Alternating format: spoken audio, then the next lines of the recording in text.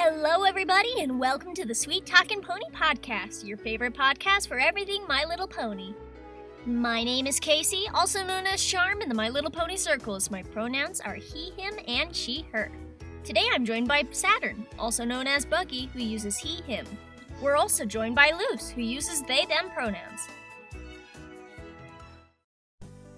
Hello, everybody, and welcome to the Sweet Talkin Pony Podcast.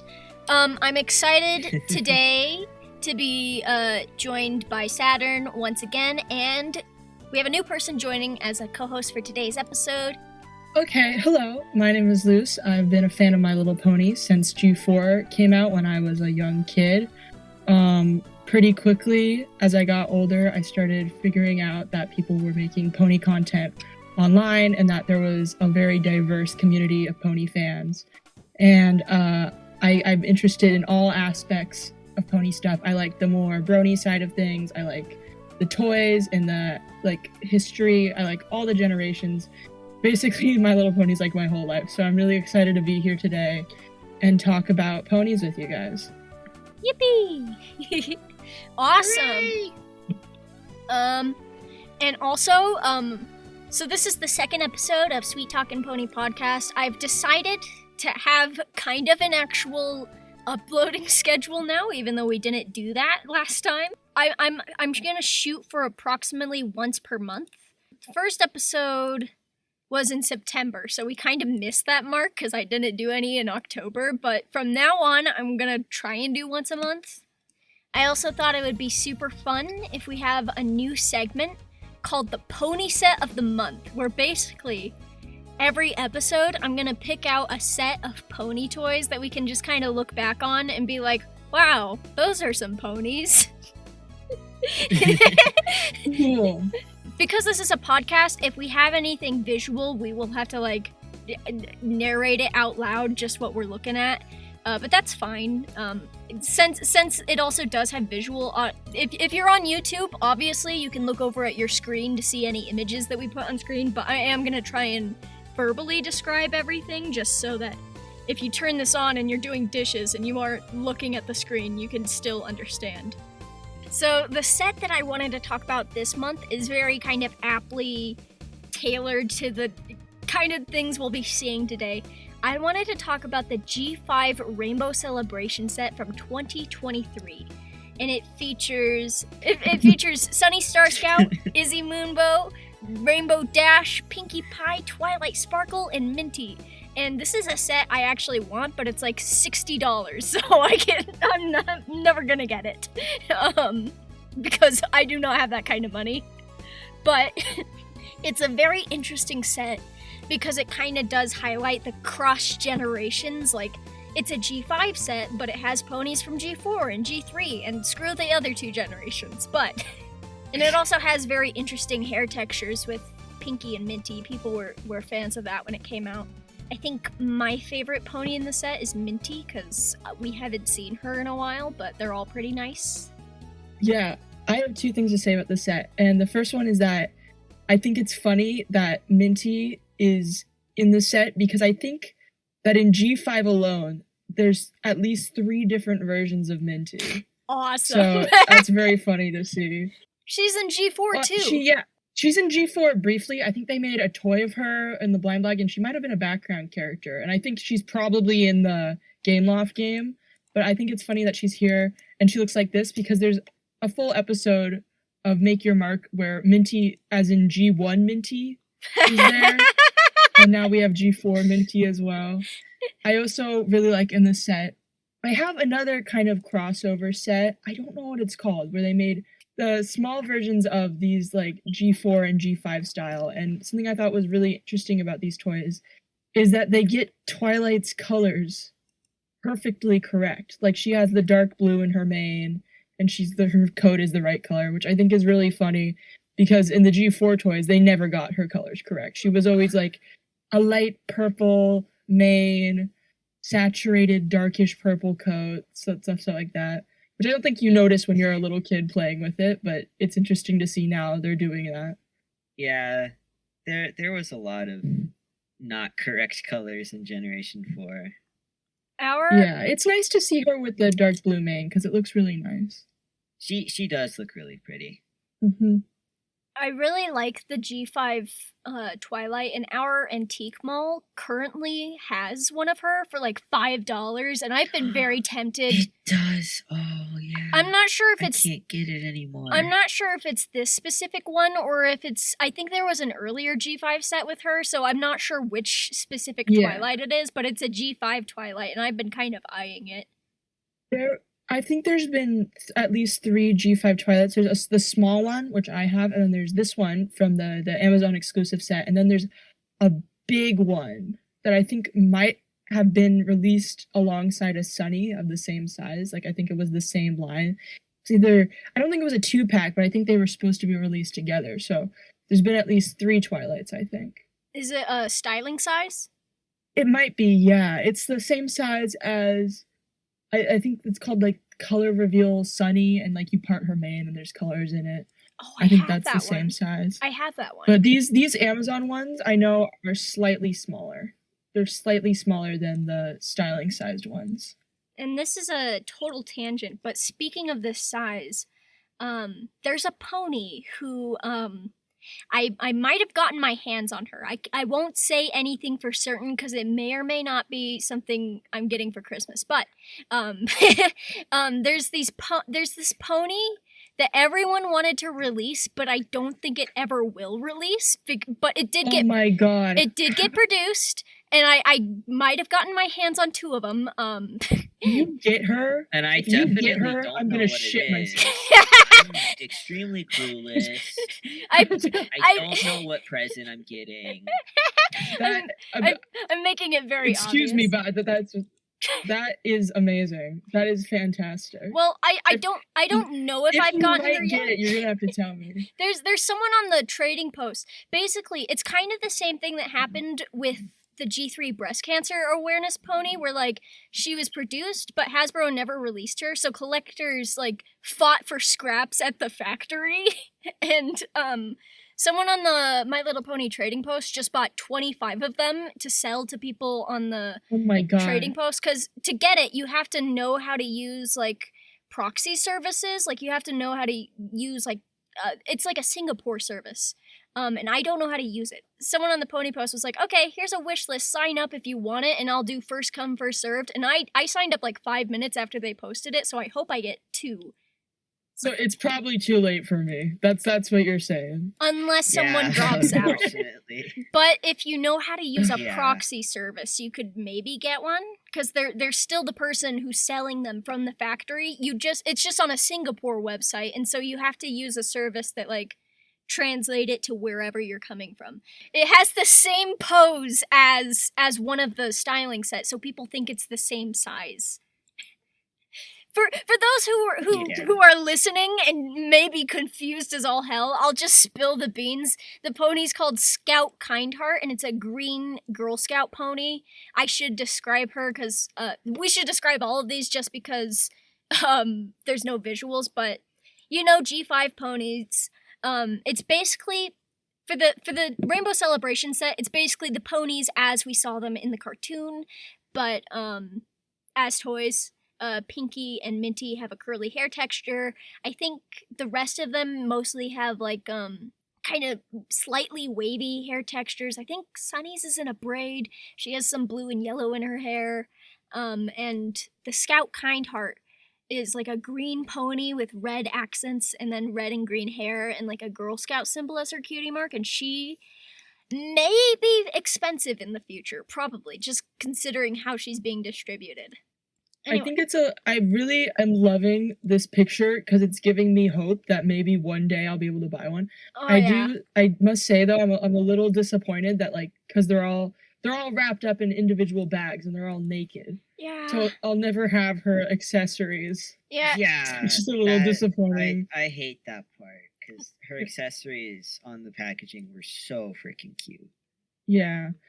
Why do you guys think they never produced this? Because I feel like if you had a collaboration with Girl Scouts, you'd want to release it. Why do you think they never released her fully? Probably just the deal, something in the deal ended up falling out. I think it's because MLP G5 started failing, so maybe Girl Scouts was like, we kind of don't. G5 is kind of ending, so Hasbro is kind of like, let's just scrap all the things that we have so far.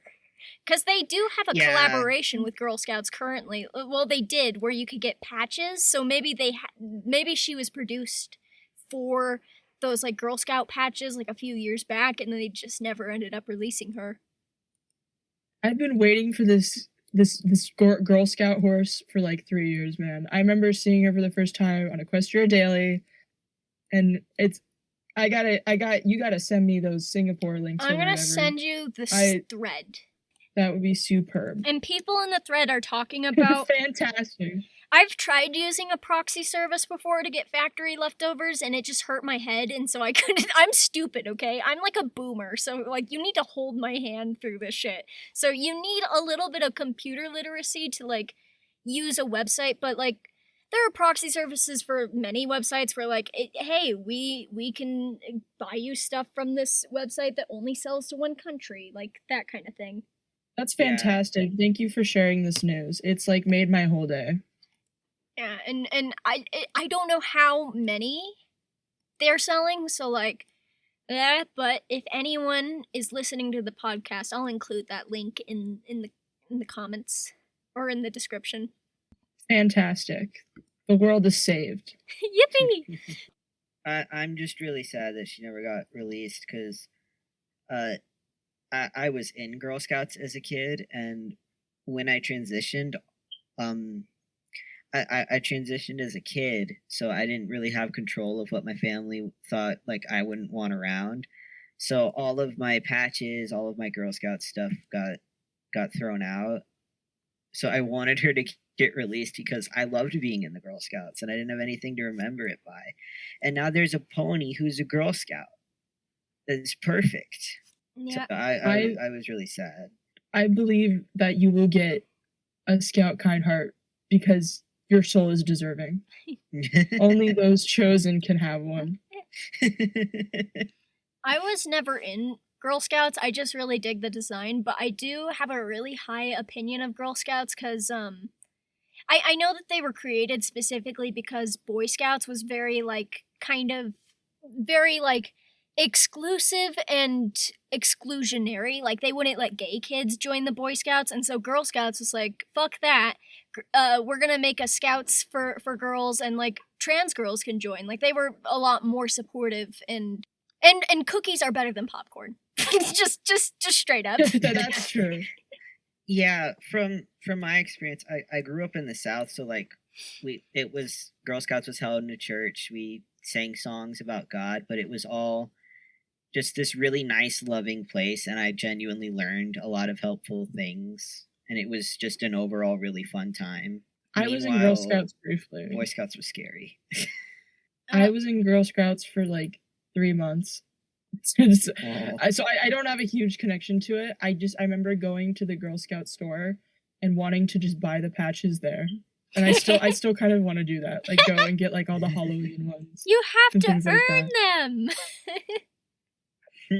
You know what? There's 2 paths to success in life, and one of them's money. So that's like the same vibe of like going to a store and just buying yourself a bunch of trophies. Exactly. I deserve it, okay? What was the topic we were gathered here today to discuss, Charm? Yeah, we got very off topic. Well, it's still kind of related to the topic, because I think the whole reason why Scout Kindheart isn't coming out is just because G5 of My Little Pony is dissolving. The end of G5 is imminent, because we know that the Tell Your Tale, the G5 YouTube show, has kind of come to an end, and we're seeing less and less products. I don't know if we're seeing any new products. I know that, like, at my stores, it's hard to even find G5 at, like, Walmart.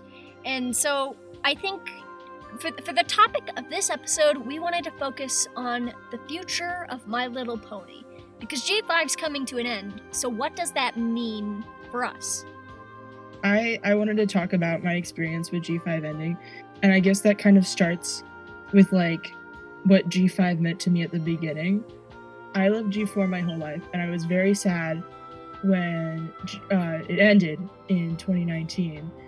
And I remember the first ever G5 leak, which was a bed sheets. It was bed sheets, and I remember seeing that and thinking, "Oh God, please no!" Because an interesting aspect of G5 when it was running is that it had several different art styles for no reason, and the art style they use on a lot of their merchandise is like slightly uncanny. Like, it's grown on me now, but it was slightly uncanny.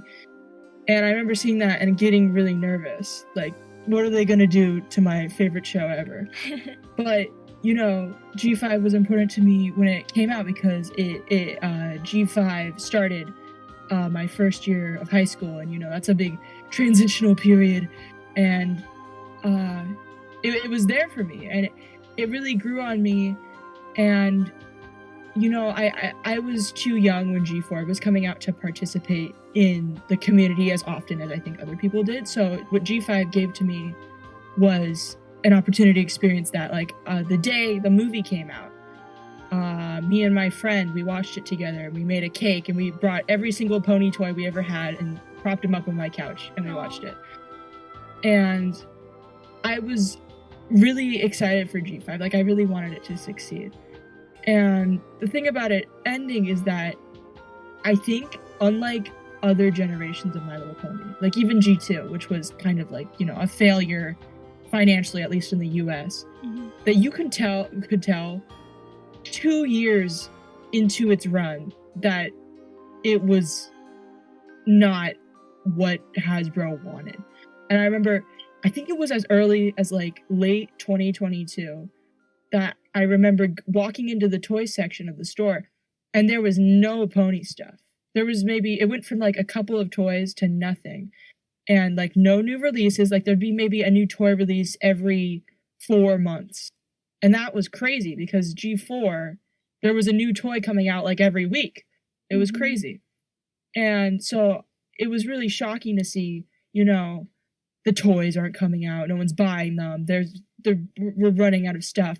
They're also producing the same 5 characters over and over. I think I saw someone's like YouTube short about their collection, and they showed off, they had like every single G5 toy, and they said there was like, I don't know, not counting the little like blind bag characters, there was only about like 6 or 7 non-main 5 like characters released as like substantial toys. Yeah, and then another thing that I remember being kind of a sign of the times for me was that when Make Your Mark ended, and it was all reliant on the YouTube channel. And I just think it is such a weird decision for such a giant franchise such as My Little Pony, for your entire series is media to be a 5-minute YouTube episodes. Just that's all it is. Like, the show, as we all know, the show sparked a massive fandom of people. It was so beloved that, you know, most people liked it more than the toys or anything like that, if that was the scenes you knew. And now it's just a YouTube short. And so, you know, as much as I love G5, as much as it meant to me, I just knew it was going to collapse at least like 2 years into the run. I knew it was not going to be around for much longer. I think that them all being YouTube shorts is kind of a product of Hasbro.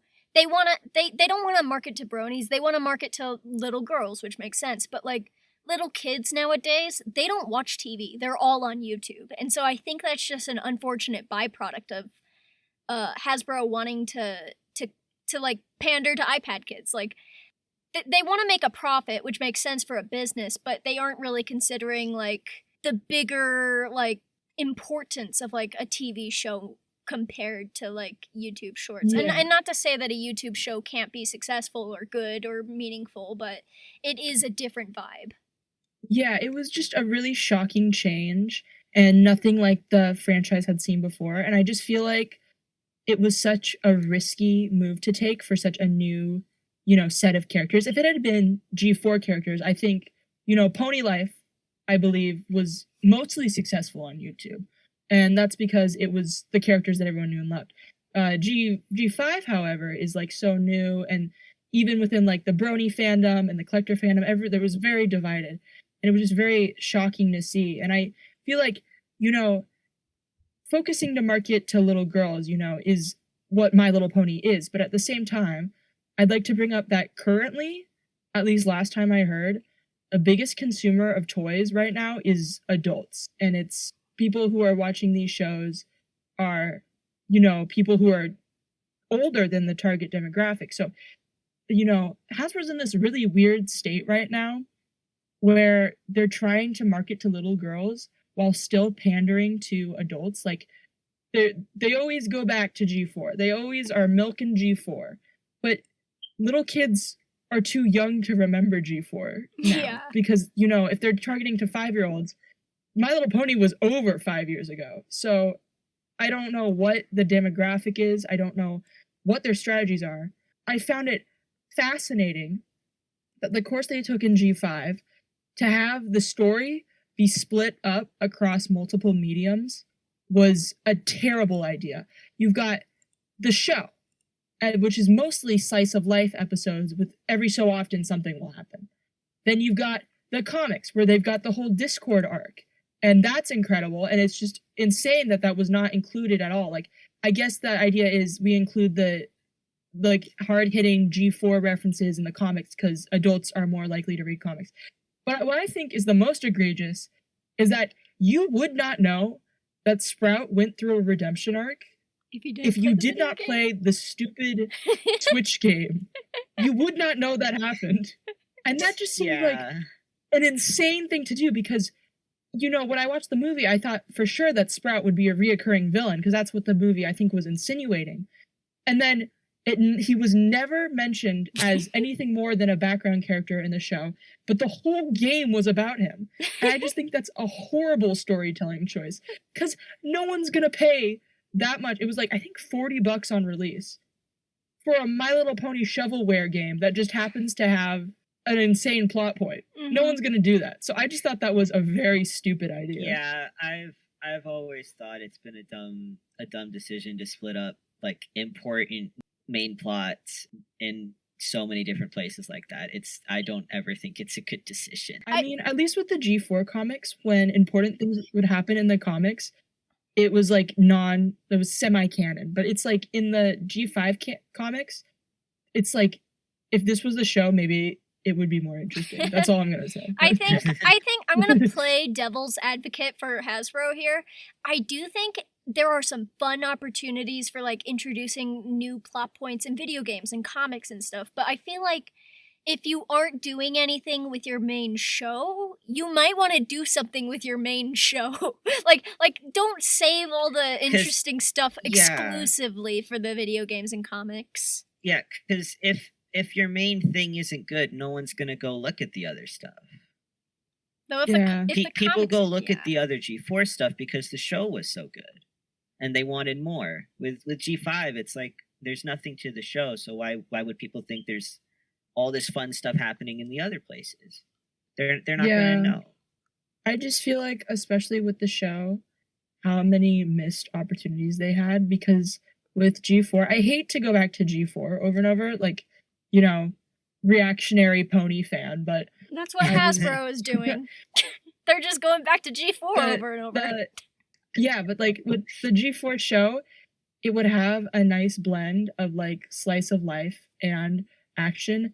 And by the end of G4, there wasn't really any questions that needed to be answered. But with G5, apparently there's some secret society of alicorns we've never heard of before. I think the second to last episode of Tell Your Tale was revealing Allura, the leopard lady, the snow leopard lady, revealing her background in the second to last episode. And apparently she has like a brother and she was like magically teleported away from her home. And now she's like trying to get back. And that's a crazy story. And I want to hear more about that. And it was the second to last episode. Yeah, I don't think that's something that goes at a finale. Yeah, no, it was like you could really tell that the writers didn't know it was the end. It was like really pull the plug thing. And there's nothing wrong with like slice of life episodes because every single show needs filler. A show gets so incredibly awful to watch if it's just all plot points all the time. Like, you need a break.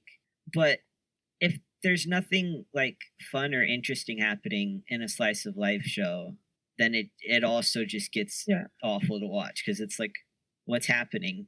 Where's anything interesting? Like, you have to do something to capture attention, because slice of life gets old.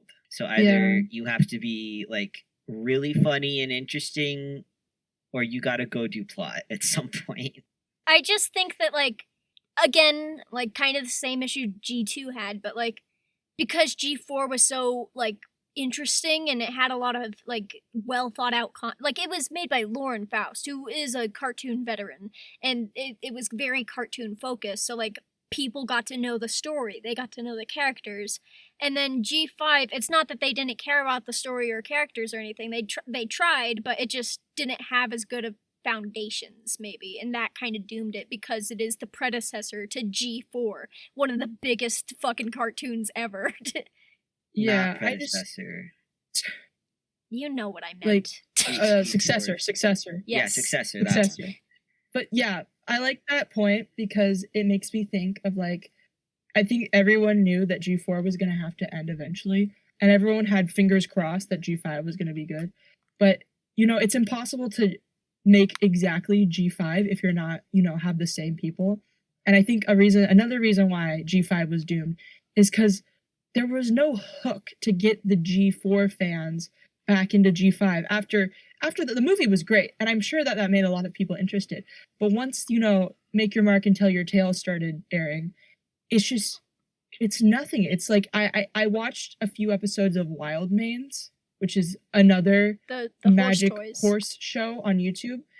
It's nearly identical, and the thing is that Wild Mains is not that exciting. So what does that say for G5?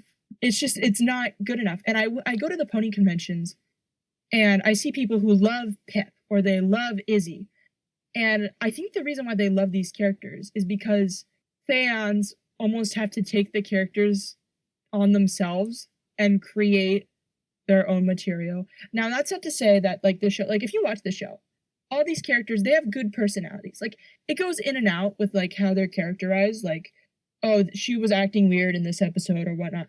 But I just feel like a lot of the appeal of G5 was just, you know, having dolls to play with. And it wasn't really because of the show. Like, in G4, there are such iconic character moments that they become almost characters of themselves, like Flutterbat. Everyone loves Flutterbat. And that was just such a great episode. The biggest crime is that in G5, they introduced a new species of unicorn, the Auroracorns. And one of my favorite characters, they finally did it. They made a twink horse, and no one was talking about it. No one was talking about it. Who is this character? I have to look them up. I don't know which. Comet. They made a butch horse named Violet something, and a twink horse named Comet. And they are some of the best characters in the show, but there's just no audience for it, that nobody talked about it ever. No one. Oh my god. I posted an image of what came up when I Googled it. I forget her last name, but the Violet is like the most lesbian horse ever made. And Comet's like the most effeminate femboy horse ever made. And if these characters were in G4, you would have never heard the end of them. They would have been everywhere. It's just, there's no one I haven't even heard someone say the word Auroracorn. Yeah, what is ever an since Auroracorn? the winter special. What is an Auroracorn? For those of us who didn't watch it. You haven't seen the I haven't seen Netflix show, have you? I haven't seen nothing. I have not even seen the movie. So I haven't seen anything. I've watched every single bit of My Little Pony content ever made, so I can. So there's this, like, they open a portal, the main five, to, like, this Arctic world, and there's a species of unicorn that live there called Auroracorns, and they're under, like, a magic spell. There's this, like, snow leopard. You've probably seen her. She's like a snow leopard chimera. She has wings and stuff. I think named Allura, and she has them under a spell because she's trying to. It's almost like the Twinkle-Eyed Ponies, where she's enslaved them to look for this magic jewel. They're like the crystal ponies. Yeah. And I think the only difference between the Auroracorns and the unicorns is that their horns are made of crystal and their cutie mark is like a rock embedded in their butt, as you can see in this picture. Like, I don't think they have actual cutie marks. I think they just have rocks in their butt. Like the G3 ponies. Yeah, just stones in their butt. And there's this one pony named Comet, the most homosexual horse ever made, and he comes back to live with them. They defeat Allura, but she also goes back to Maritime Bay. She's supposed to be the next Opaline type character, but they never utilize her ever again, except for like minor inconveniences. Like she'll come tip over someone's potty plant. There's an episode where Izzy, like one of the final, Izzy goes into her like secret cave, and she keeps like wiping her memory because she has magic powers, and Izzy just keeps coming back because she keeps forgetting she already went there, which is kind of funny. But no, this character Comet, I think he was only used for one episode of Tell Your Tale, and then he was never seen again. One or two episodes. Yeah. And I have a friend, I met her at a PonyCon, and I immediately started talking to her because she's a plush maker, and she made the only Comet plush I've ever seen, and now we're like united in Comet. Awesome. It's like, she's so great. It's a testament to how off your mark that Make Your Mark and Tell Your Tale were, that nobody is talking about these fantastic characters that I just love so much. There was no audience. They didn't hook anyone because it was too bland. It was too homogenous. I feel like nobody wanted to watch that. If this was a toy, I would buy it because of the gradient hair, like the purple to white. There's no Auroracorn toys. Really, really good. I like the way the Auroracorns look. There's no Auroracorn toys. I want to make one. I want to make like a little resin horn. For the podcast only, for the audio only listeners, I'm gonna briefly describe these horses.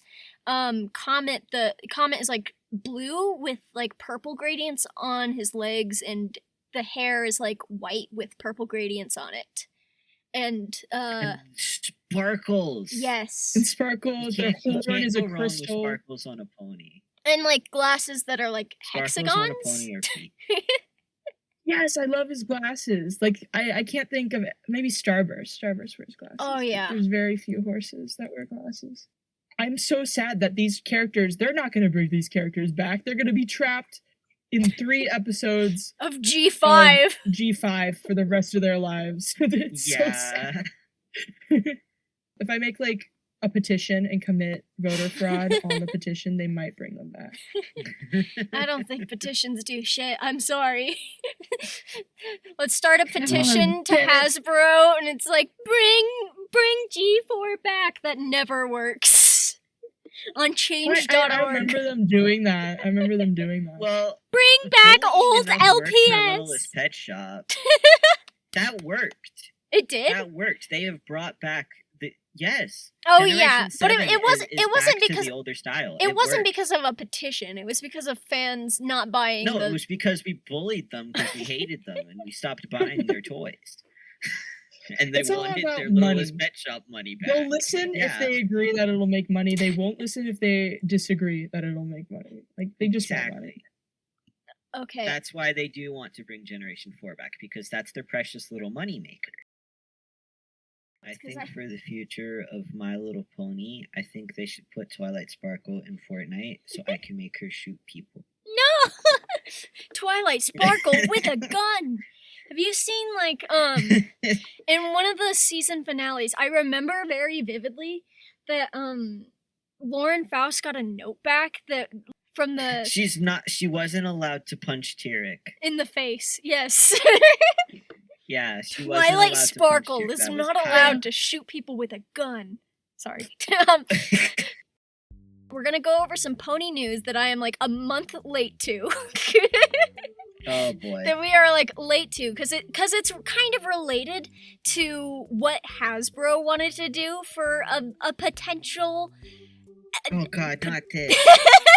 I remember. Yeah. Let's talk about it. Let's hear about it. For potential, maybe G6, but also maybe like G5.5. Like, so this is an old leak, and this specific one was canceled, but there was a leak called the Ponyverse, where Hasbro wanted to make a project about different generations combining in one project, and it was supposed to come into play in 2025, but that one is confirmed to be canceled.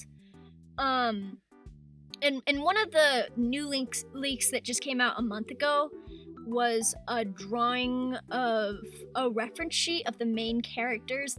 This is confirmed to be canceled because this is part of the Ponyverse thing. The key art with just kind of a reference sheet of main characters. It has Twilight Sparkle, Rainbow Dash, Pinkie Pie, Sunny Star Scout, Pip Petals, and Misty Bright Dawn. And they all look exactly like they did in G4 and G5. Like, no design changes. I really like these designs. I think they're cute. I do think it is a slight mistake to leave them exactly 1-to-1. Yeah. Because I think one of the great part of reboots is that we get to see the ponies change over the generations. Mm-hmm. It reminds me of when G4 ended and we had that leaked reference sheet of them in, like, I think 5 different styles as different pony races. And I really like those because it gave, it's fresh, it's new. Mm-hmm. And as much as I like these cute art styles, it definitely feels like it would just be something for 5.5. Like, it doesn't feel like a reboot. It just feels like a crossover episode. It doesn't feel like something new. It's just something, you'd be like, you watch it and you say, oh, these are ponies of different generations. That's so cute. Like, it doesn't feel new. For the record, I'm not sure if Ponyverse specifically was going to be a G6 or if it was just a crossover episode, but you have a good point about how in the older days, when they did a new generation, it was its own universe with its own unique designs. If they brought ponies over from previous generations, they would be changed. Yeah, they did, like, they reused names, but they would be, like, clearly a different pony. Like, and even Generation 4 did this with Rarity is the best example of pink rainbow hair horse gets into mischief and trouble in Generation 3, and then white and purple fancy, don't let any dirt touch me, I'm too good for that. They're both great ponies, but they're not the same character even though they share a name. I think G5 tried that with Alphabeetle. They didn't do it very well. Why is he called Alphabeetle? No. How is that? How does that name match at all? They never showed it, but he loved Alphabet Soup. They didn't show it on screen. What? No, I made that up. Yeah, he's a completely different pony. You did that job good. Why is he named Alphabeetle? What does that have to do with anything about him? It's also, I think it's partly because G5 is supposed to be a continuation of G4. Yeah. So I feel like a lot of the characters are literally exactly the same. And sometimes that can be like a fun thing, like, oh, what if this world is 100 years in the future? That's an interesting concept, but I also think it does hinder it a bit in the fact that, like, they can't do completely new redesigns of the G4 characters, which they could have still done that with G1, 2, or 3 characters, but they just didn't. Well, they had some. Seashell. The ones they also showed, they didn't really change the designs. It's just, hey, look, here's that G1 pony that you guys like. Here's Posey in the background, looking exactly the same. Isn't that fun? It's like, no. Yippee! Make her new. Yeah, these designs that you sent in the Discord are making me think of G5 perfectly underutilized the idea of it being in the G4 world, while still, like, shaking keys in front of your face. Like, this is Twilight Sparkle. Oh, look, Sunny has Fluttershy's cutie mark on her bag. And it's like, well, what's the implications of that? Like, what parts of the G4 world are we going to see in the G5 world? And then, like, G4 is so unique. We got all these characters. And in G5, we have Raccoonicorn and Bunicorn and the actual Easter Bunny and stuff like that. Do you guys know that the actual Easter Bunny is a character? That's in G5? awesome. That's great. That reminds me of, like, The ponies G1 crucified Jesus. Well, that reminds me of how Santa is canon in both G1 and G3, and it's a human Santa, not a pony Santa.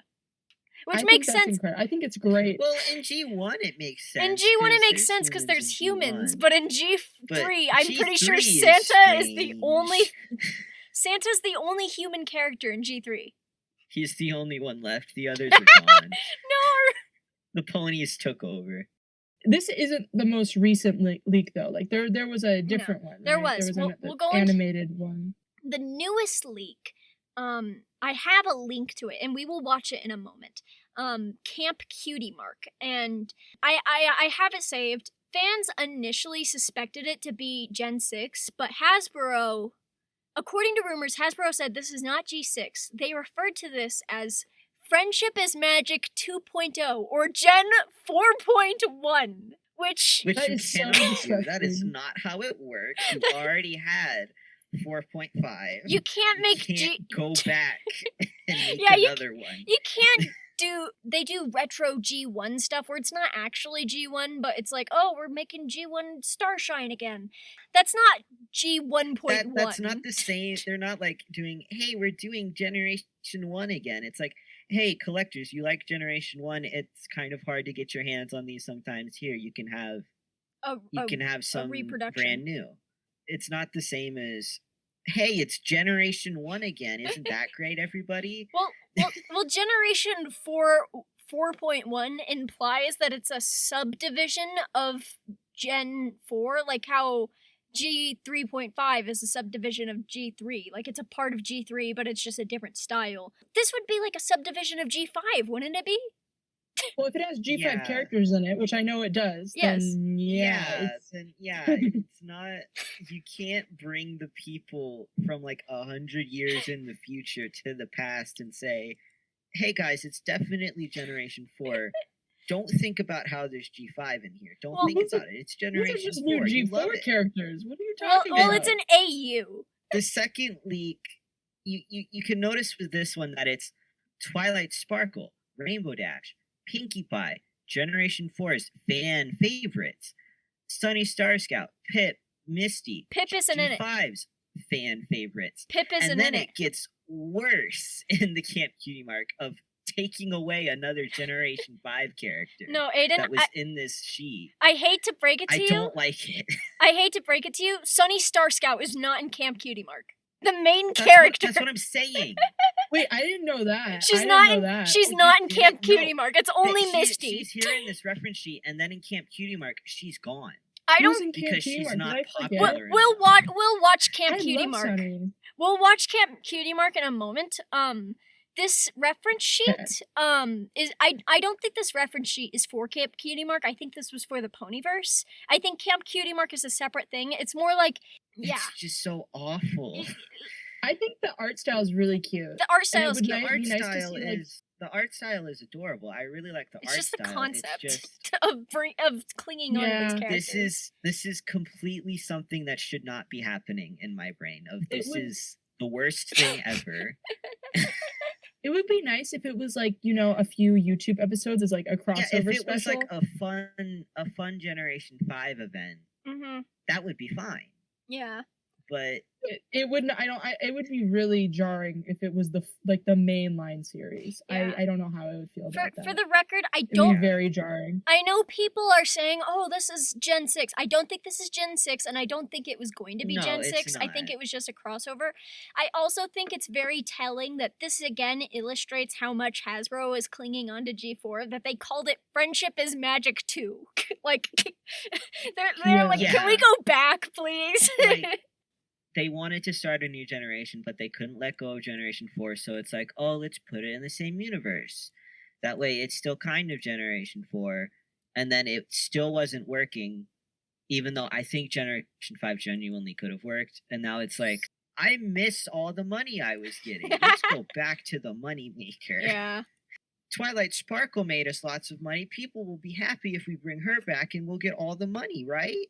We're gonna watch a pitch video, and I'm gonna pause on every slide to explain what's happening, because it's like it's kind of like an animatic where they have keyframes. They have keyframes with art, and there's like PNGs of the pony, and they're waving them around a little bit. It's a PowerPoint. Let's go. As a narrator narrates the concept of the show. It's a pitch video, right? It's like a pitch Bible. I think the basic pitch is: do you remember that show everyone hated because it like kind of disrespected the creator's The wishes. SpongeBob Camp Camp show that they Coral, released where it's as like a kid. soon as the creator died. Yes, and it's just, Yeah. hey, it's the Oh my God, I characters, hate that but they're show. babies, and they're going to summer I camp. hate that show. That's what And this these is. shows haven't worked in years and years. They were good and cool and fun when they started, and then they stopped being those things, Well- and they haven't worked since. To play devil's advocate, I think a baby show, like a prequel series or like a show showing when the characters were kids, that can work if you aren't just in it for money. Like if you have an actual idea and you're trying to make it work, it works. There are some that worked, but it stopped being like something that like thought and care was being put into, and it's just, hey, look, they're babies now. I would just like to remind everyone of what happened the last time there was a My Little Pony baby show. And just be 3.5. grateful that they're supposed to be teenagers here and not actual babies. Yeah. Well, I'm gonna spoil my thoughts a little bit. I don't think this is necessarily bad. I think there's some good ideas, and I think Yeah. there's a subdivision in the fandom where a lot of people, like myself, they kind of wish, like, oh, I wish Hasbro would stop gripping onto G5 and G4 so much and just do something entirely new for G6. But I've also seen bronies particularly, they're like, oh, I love these characters, and I wish we could see more cool concepts with them. So, like, there's different opinions on it, and I don't think any one opinion is better than the other. I do think that people are valid in being like, oh, I would like to see Hasbro try these cool crossover concepts with characters I love, but I don't know if it's the best idea for a new generation, is my thoughts. Like, if you're gonna do a new generation, try like something new. It's like a fun like event to do like the reproduction G1 ponies, but it's like it's not your new generation. Yeah, like Hasbro's been pushing this idea of like multi-generational crossover for like quite a while, because I remember seeing, you know, like shirts and stuff at Target with all the pony generations for little kids. Like kids who don't even know what the heck a G3 is. I feel like this is the culmination of that idea. Like, it's not just a reference or a crossover. It's like, this is the future. The future is recycling the old. And that's just, Yeah. I mean, it's always been within Hasbro's nature to bring back old characters, as new characters or as background characters. But this is just a new level, an evolution. It's gone from background characters and redesigns to merchandise crossovers to now this is the main show. The main show, it might be a pony crossover, but I don't have anything against this. The camp. I haven't seen it yet, so I wouldn't know. I'm gonna show it to you guys. Anything against this? Okay. I think the issue is like, it's not entirely bad to bring back old stuff, but it feels like they're not doing anything new anymore. They're only doing old stuff. There's always been old characters returning in My Little Pony, but it's never been like this. Okay. It's never been bring back the exact same character. For our audio-only viewers, the video starts off with the My Little Pony logo. We won't play all the narration in the audiobook, but some might come through. So before we get in, I'm going to describe what's happening. It starts off on some art of there's some like foresty areas in the back. There's a river in the foreground. There's a bunch of ponies, and it's a bunch of parents saying goodbye to their kids as they go off to camp. You see Twilight Sparkle, and her parents are hugging her. We have Pinkie Pie and her mother. We have Alpha Biddle and Misty. I don't know if they are father and daughter in G5. They are, but they're Okay. related. Biologically related. I thought Misty was kidnapped as a child. Oh shit! I thought this guy was. Yeah. I thought this guy was Izzy's dad. No, Alpha Biddle runs the cafe. I've told you this before. I'm just stupid. I've told you this before. Misty was kidnapped by Opaline because she needed her evil tree to have a friend, Holy shit! and she never saw. It's like that. Misty is like the most tragic character in all of MLP. It's like really sad. I didn't notice. I watched this a while ago, but I didn't notice that it's like the exact same parents as they were shown in G4 and G5. Like, oh yeah, it's no, exactly. It's exactly the same characters. Yeah, like Rainbow Dash's parents are exactly the same as they were shown in the show. And we got like Twilight, what's her name? Twilight Mist over there. And her dad. Exact same characters. Is Twilight's mom? I only just noticed. If she had a pink body, she would be a dead ringer for G1 Twilight, like the mom. I think that's That the is reference. probably on purpose. I know. Casey. I know. I just thought it was interesting. That is probably who she's supposed to be.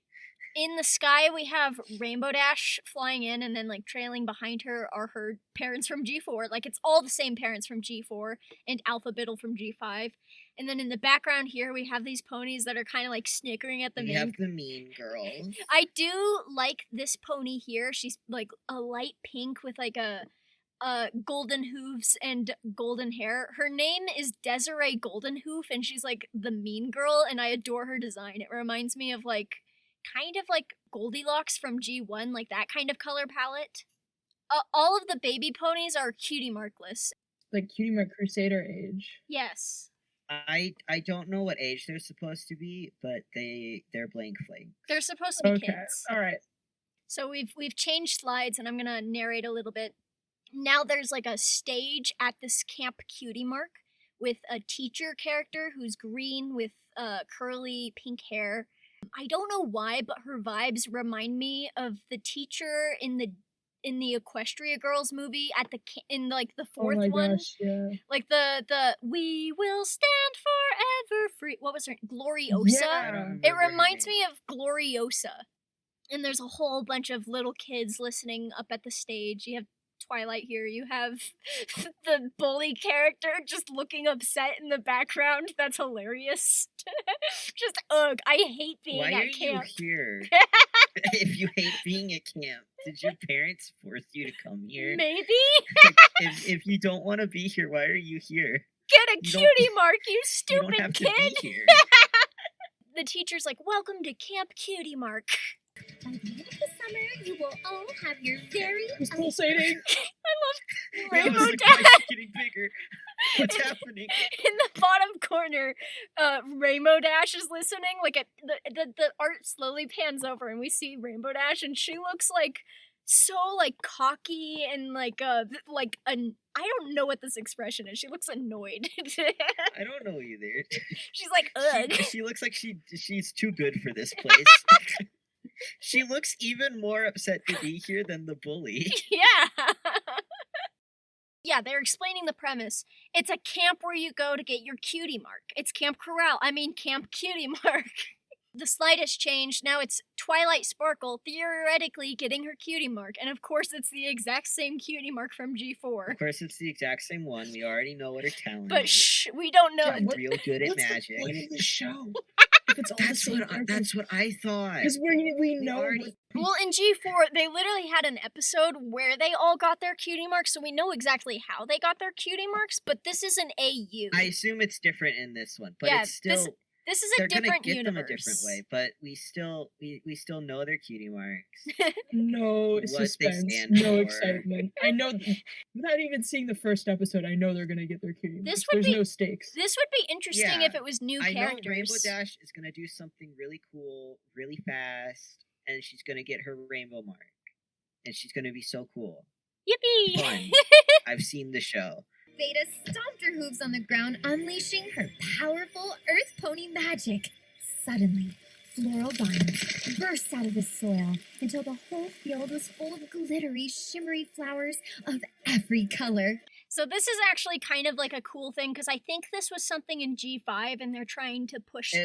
I must have not. I don't remember this part, but yeah, they're doing a lot of G5 referencing. I didn't think they'd do that. Yeah, so they're referencing the part in G5 where the earth ponies have, like, plant magic. So the earth pony teacher stomps her hoofs on the ground, and this big flower bridge grows, and it starts growing over the river, and all the little ponies can cross over the bridge to go to Camp Cutie Mark. The most beautiful place I'd ever seen. Sorry. She's bouncing. I love pitch I'm videos. sorry, it was really funny. So it cuts to Camp Cutie Mark. It hasn't panned down enough for us to get a good look at it first, but it shows like the magical flower bridge in the air, and Twilight and some ponies are on it. And the thing that everyone's laughing at is that the PNGs of Rainbow Dash is like floating in the background, and I'm pretty sure this PNG of Pinkie Pie is gonna come bouncing over as well. We fucking love Camp Cutie Mark. I like Camp Cutie Mark. It's just, please don't make this be the main thing. I love it. Like, I would genuinely watch this, but I just I'm please crazy don't for make Camp this be Cutie the Mark. main thing. Yeah, I think this is a good idea for a sideshow. I don't think this is G6. Yeah, like a fun side event. Though with, I like- should mention, Ponyverse was confirmed to be canceled. I don't think this one was confirmed to be canceled, and in fact, Hasbro was caught putting cease and desist on people who were sharing this video, and they're trying to get it taken down and trying to hide information. So it's very possible that they're saving this idea to use in the future.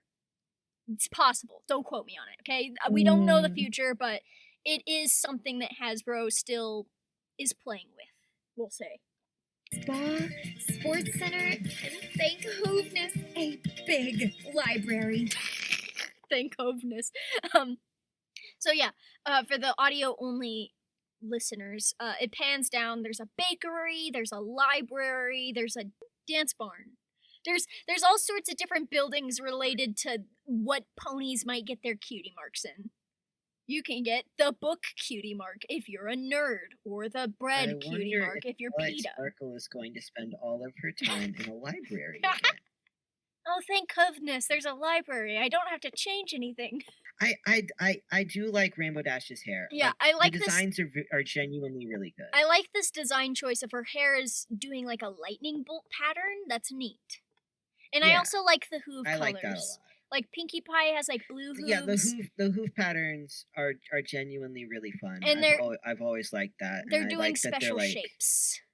Yeah, they were fun in Generation 5, but they just had the feathers. They didn't really do anything fun with the hoof shape. So I'm glad that Twilight Sparkle has the sharp points and Pinkie Pie has the little swirlies and they're blue, and I like that they're incorporating fun hoof pattern designs. I think all horses need hooves.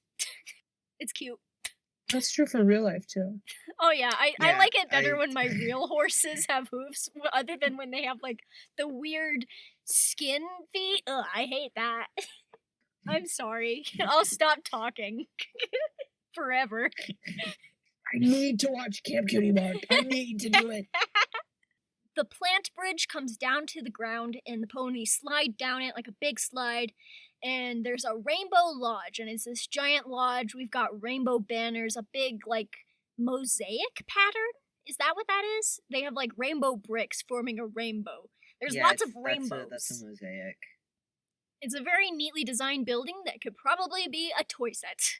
It probably will be if this gets released. So it cuts to inside. Twilight's like, "Oh, making friends is so hard." And there's all these different tables. They're shaped like little rainbows, and there's ponies grouped around each table. In the foreground, we got these bully ponies. I should say that Desiree Goldenhoof is always shown with these two ponies. There's a blue Pegasus with pink and purple hair, and then an orange Pegasus, or orange pony. I don't think that one's a Pegasus. That one's an Earth pony.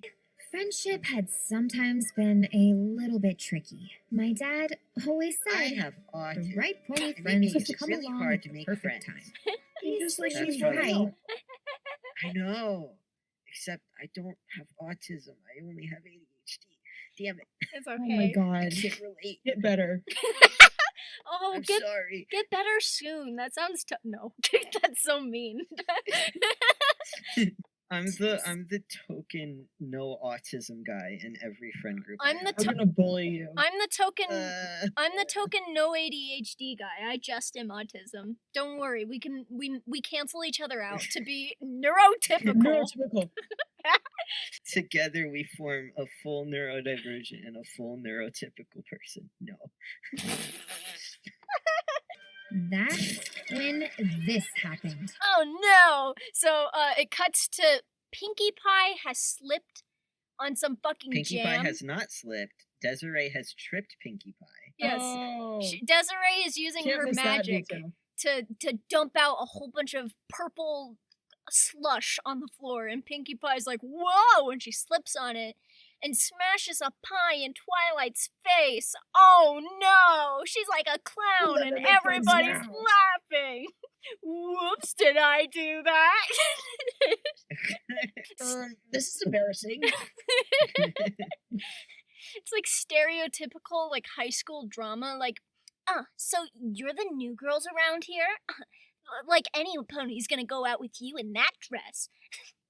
Oh, the You big think there'll school. be a food fight in Camp Cutie Mark? Someone gets their cutie mark in food fight, and it's just a PNG of like that old movie food fight, but like a God. PNG of the disc. That's like the worst thing to happen. Ever. I would give up. This pink pony slips and voila, pies me in the face. The music is very dramatic, which I get. It's for a pitch video, but it's very over dramatic with the sound effects. But wait a second. Did I just make my first friend at Camp Cutie Mark? Did I make my first friend? How? What happened? She pied you in the face. All we know is she hit you with pie, and now you're friends. Like, what happened? Did Yeah. she say, "Oops, sorry"? Did she like make the situation of you being really embarrassed better? What did Pinky do? To explain, I'm sure that if this were a full episode, that would happen. But this is a pitch That would video, happen, so but, they like- have to simplify it. I want to see what happened. Really, that's You'll the. never know. They're trying to Damn build it. interest for the series. Just give us all your money to fund this series, and then you can see it. I don't think I'll be doing that. I just noticed they've stolen my idea with cute designs in the eyes. I get to sue Hasbro. I don't get to do that. I think the eyes are like the eye designs are literally just their cutie marks, but small. That's Yeah, such a but spoiler. notice only Pinkie Pie and Twilight get that. Background pony with hat doesn't get a fun design. Unless we're too Background far pony away with to glasses see. doesn't get a fun design. Is If this? you're not a main character, you have boring, Wait. basic eyes. We have They all guy with hate you. hat, guy with glasses. Is this Chip and Mike from Into the Pit? I don't. Yes! Good How did you job. know? Shit! Chip gets like a fucking Game Boy cutie mark. Epic. But it cuts to a scene where they're sitting at one of the rainbow tables now, and Pinkie Pie and Twilight are sitting together. They're laughing, having a good time. Oh my god, Twilight made a friend who pied her in the face. Yippee! I love this confetti Where effect. did she summon that? She just summons confetti out of nowhere. I think I I know hope where in she the summoned show it she from. pulls out that fucking cannon and shoots Twilight in the face with confetti. And that's what she means by check this out. Check this out. Point blank confetti cannon. Oh no, Twilight has died. No, the show's over. And then Pinkie Pie gets arrested for murder. The end. Just like that creepypasta. No. As the confetti settled around us, we heard a sad, sniffly voice. Okay, so they slide in the PNG of Misty right next to Twilight. Pinkie Pie and Twilight's smiles are fucking gone now. They're weirded out. It's really funny that we heard a sad, sniffling voice scooch in Misty as close to Twilight as possible. Just crying so sad. This pony can't even be happy in this AU where none of that shit happened to her. Room for one more? And the sad pony told us her name No. was Misty. But when I asked her what was wrong, Room for one she more? started No, to go cry. away. It's I horrible. already made my friend, okay? I mean, Yeah, there's no room for more friends. yeah, Misty comes over crying. Can I sit with you guys? She's crying Oh. because she smushed some flowers. Okay. Not even Fluttershy cried about that. Rainbow Dash flies in next to them and is like, I'm famous! I was on a magazine and nobody knows who I am! So, this is our main characters. There is no Sunny Star Scout, there is no Pip. It's just, Yeah, she's gone. it's She 70, doesn't get included anymore. it's 75% G4 characters and then one G5 character. What do you have to say about the heart effects? I have something to say. We all became will. besties. And by besties, I mean... Ultimate Pony Polycule. That's what I was gonna say. I was gonna say, wow, the polycule. The pony polycule is just all the G6 main 6 and then Misty. None of the others. Yeah. The others No. are dead, I guess. They don't exist. And my heart felt happy in a way that was brand new. Something told me that these ponies were going to be my forever This sounds friends. really gay. I'm sorry. It's very funny that she's like, It's okay. these ponies, we made a special connection in my heart, and I felt right then and there that we're gonna be best friends forever. But the art is like them being weirded out by these freaks who join them at the table. Yeah, they didn't change the art to them being happy. It's They're Twilight like, and Pink. Like, who are these guys? The polycule has their own cabin, and they pass by the bully polycule. They have the first cabin, and they're like, so you girls have, like, the worst cabin? That's it. That's the scene. It's a Well, cabin. The worst cabin at Camp Cutie Mark goes to Twilight Sparkle. I do actually love bully characters. I would love to voice one someday. Just, like, the fun, over-the-top, well, look who it is, how the much- loser squad. How much you want to bet she gets redeemed and becomes one of the friends? Oh, 100%. 1,000,000%. I don't know. 100%, 1,000,000%, and I don't know. We're gonna find out. As a Camp Cutie Mark super fan, I Our I fan genuinely fiction. really like it. I like her. I love this character. Well, if it isn't the loser squad. Going over to the camp, going over to cabin losers. She's gonna get a horrible cutie mark and be really sad and upset, and everyone's gonna point and laugh at her. No. But then Pinkie Pie or someone is gonna go over and make her feel better. Well, if it isn't the don't know. loser squad, we're in Camp To Babies. cabin. Don't worry, Twi. I'm sure that the curse of Cabin 13 isn't real anyways. I knew better than to get No, caught the up. number 13. The curse of scary. Cabin 13. Yeah, I'm sure cabin at this really bright, lovely, happy spot is cursed. Yeah, definitely. For kids. There's a cursed cabin at this really well maintained, like pastel colors, really bright and happy place. All the other cabins are there great. was probably a murder there, and now it's haunted. All of the other cabins are great, and then the 13th cabin is like Total Drama Island cabin with like the cockroaches in it. Did anyone else watch Total Drama Island? Or am I talking to You was have a made big me kid watch show for it. me. I never watched it. Yeah, that's fair. He has made me watch it, and my favorite character was the one who didn't talk.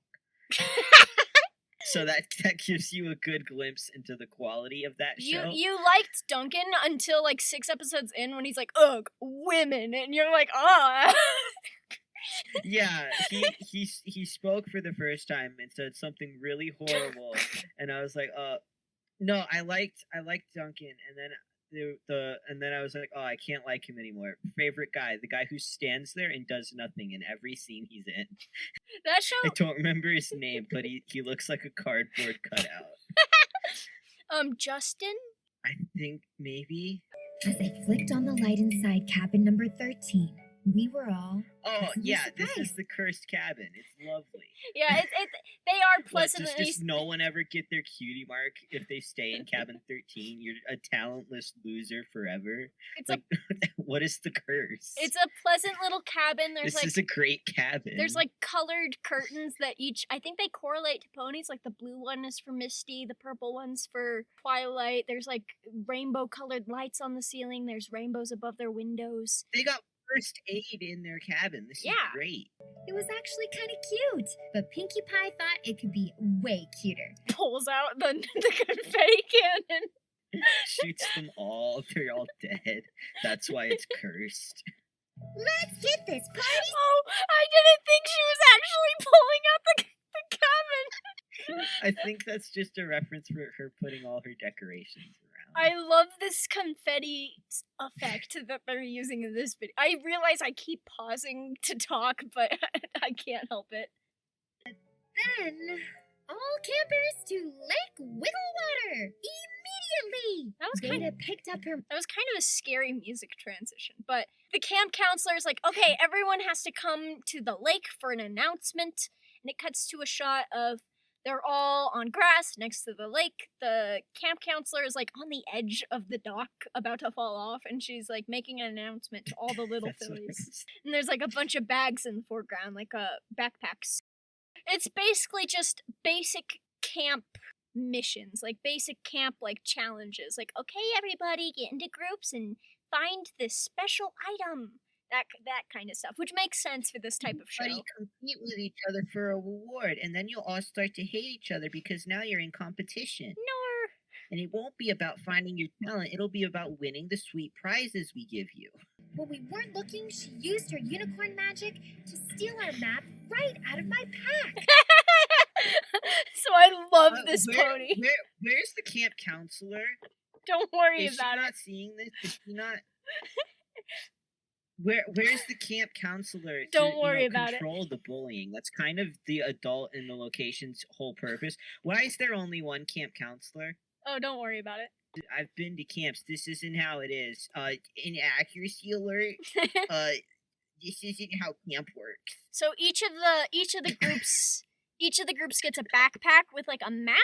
And Twilight has put it on. She and Pinkie Pie are running off. They're so excited. But in the background, oh no, the bully, looking delightfully snarky, is stealing her map with her magic.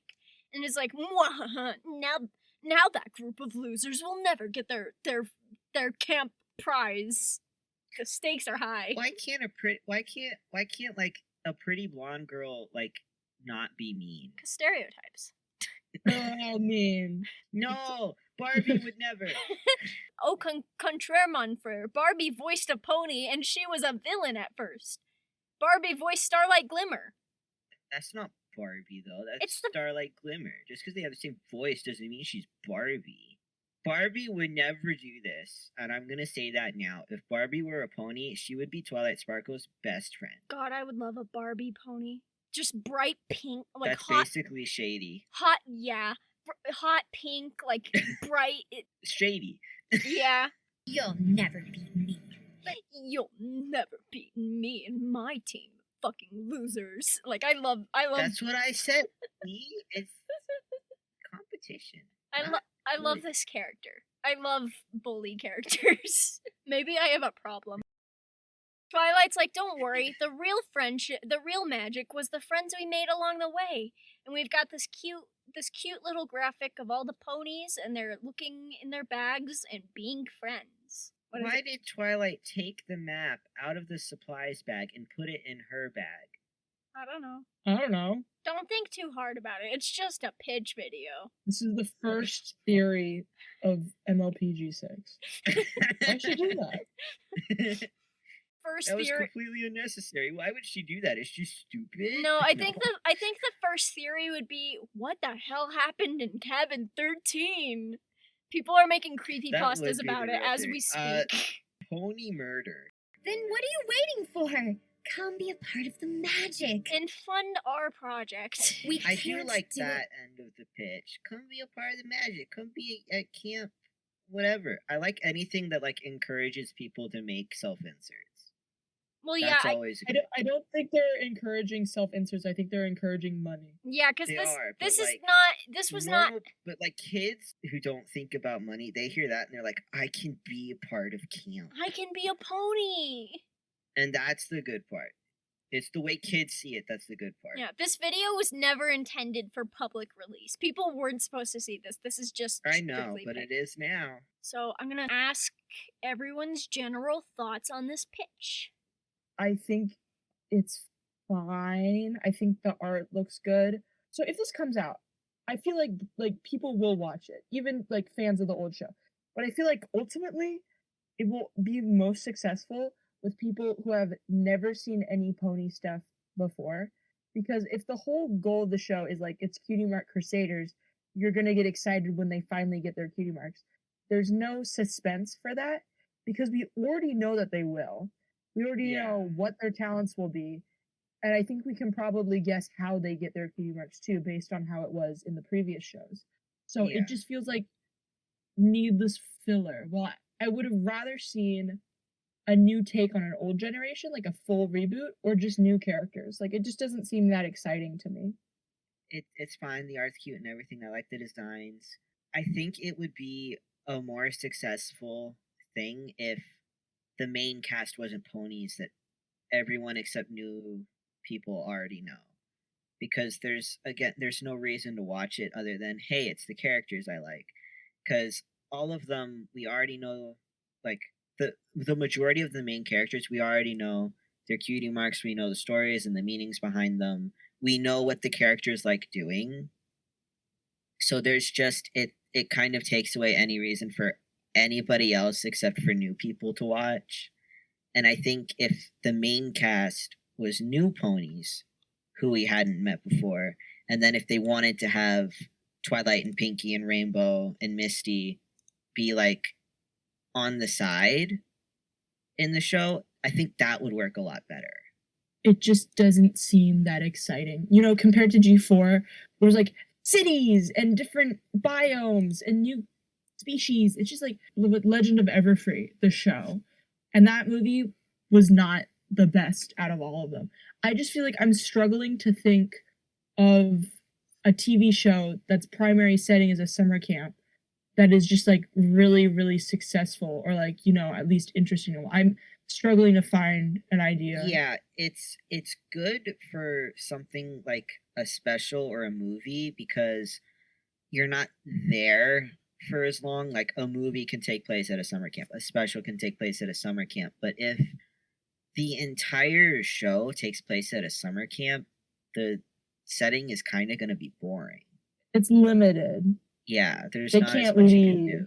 You know, my problem with G5 is that I would rather watch G4 because it's more interesting. And I feel like that's going to be the same with this one because I'll still watch it, but that's because I'm autistic and I do anything if it has a pony on it. I just doesn't feel like something I really care about. I've seen bronies be like, oh, this was an interesting concept because I would have loved to see these characters interacting.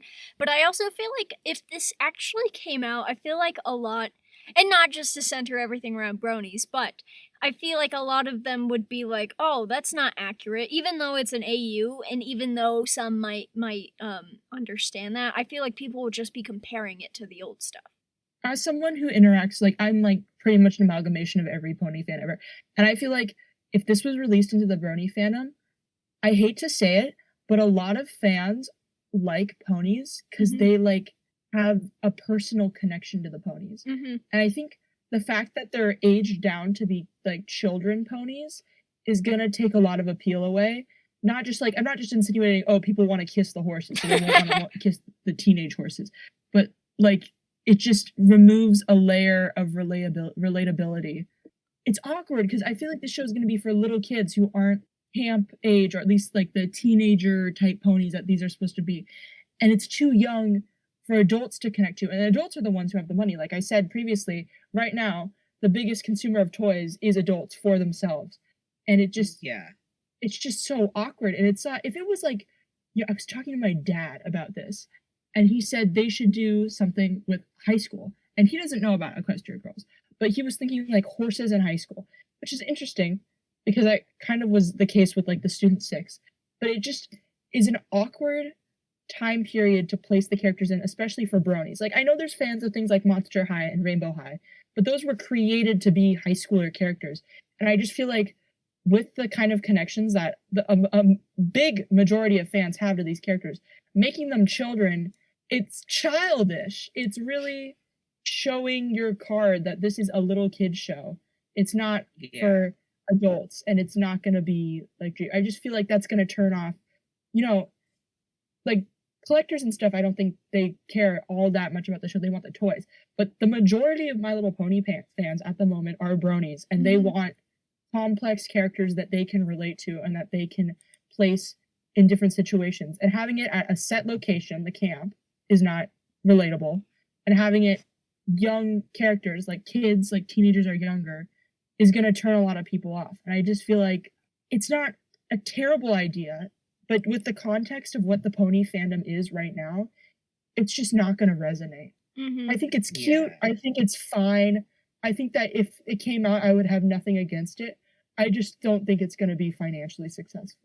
We kind of talked a little bit before about how Hasbro has been handling My Little Pony in the aftermath of G4. Like, we were talking about how they did try some new stuff with G5. They tried new shows, new characters, but a lot of it was still kind of clinging on to G4. When they made G5, people had issues with the story, but they'll always have issues with the story because they have like personal connections to G4, but there was also a lot of general issues with people thinking that there's lower quality in certain aspects of it. Like, some of the toys were cheaper, and some of the shows maybe were cheaper too, because a lot of like the YouTube shows, instead of like the complex puppet animation they had for the, not to say that the YouTube shows look bad, but it is like a simpler style that I think might be cheaper. Don't quote me on that. but some of it is kind of like not a downgrade, and not that G5 is bad or anything, but it's like, I feel like Hasbro has been cutting corners, if that makes sense. I would say that toy-wise, we're probably not gonna get the same level of quality that like G3 was. Like, even if you look at the G4 toys, you'll notice they're a lot smaller. They're not posable for the most part. They like can have they're smaller, so they have not as much hair. And I feel like at the beginning of G5, there was a kind of return to that kind of quality with the variety of sizes, and they had the brushables and like the action figure toys, and they had a bunch of stuff. But I feel like now, yeah, it's lower quality. They've made, I noticed at the store that one of the only pony things you can find is these like big, like I think there's a Pip and a Izzy and a Sunny that are big. I see only Sunny and Izzy in the store now, though. Yeah. I don't see like, any of them. There's a specific toy release that they're just like, there's these massive ponies that have no accessories. They have this weird like seam on the inside of their legs that almost look like where like a battery pack would go, but it's not. It's just like where the molding was.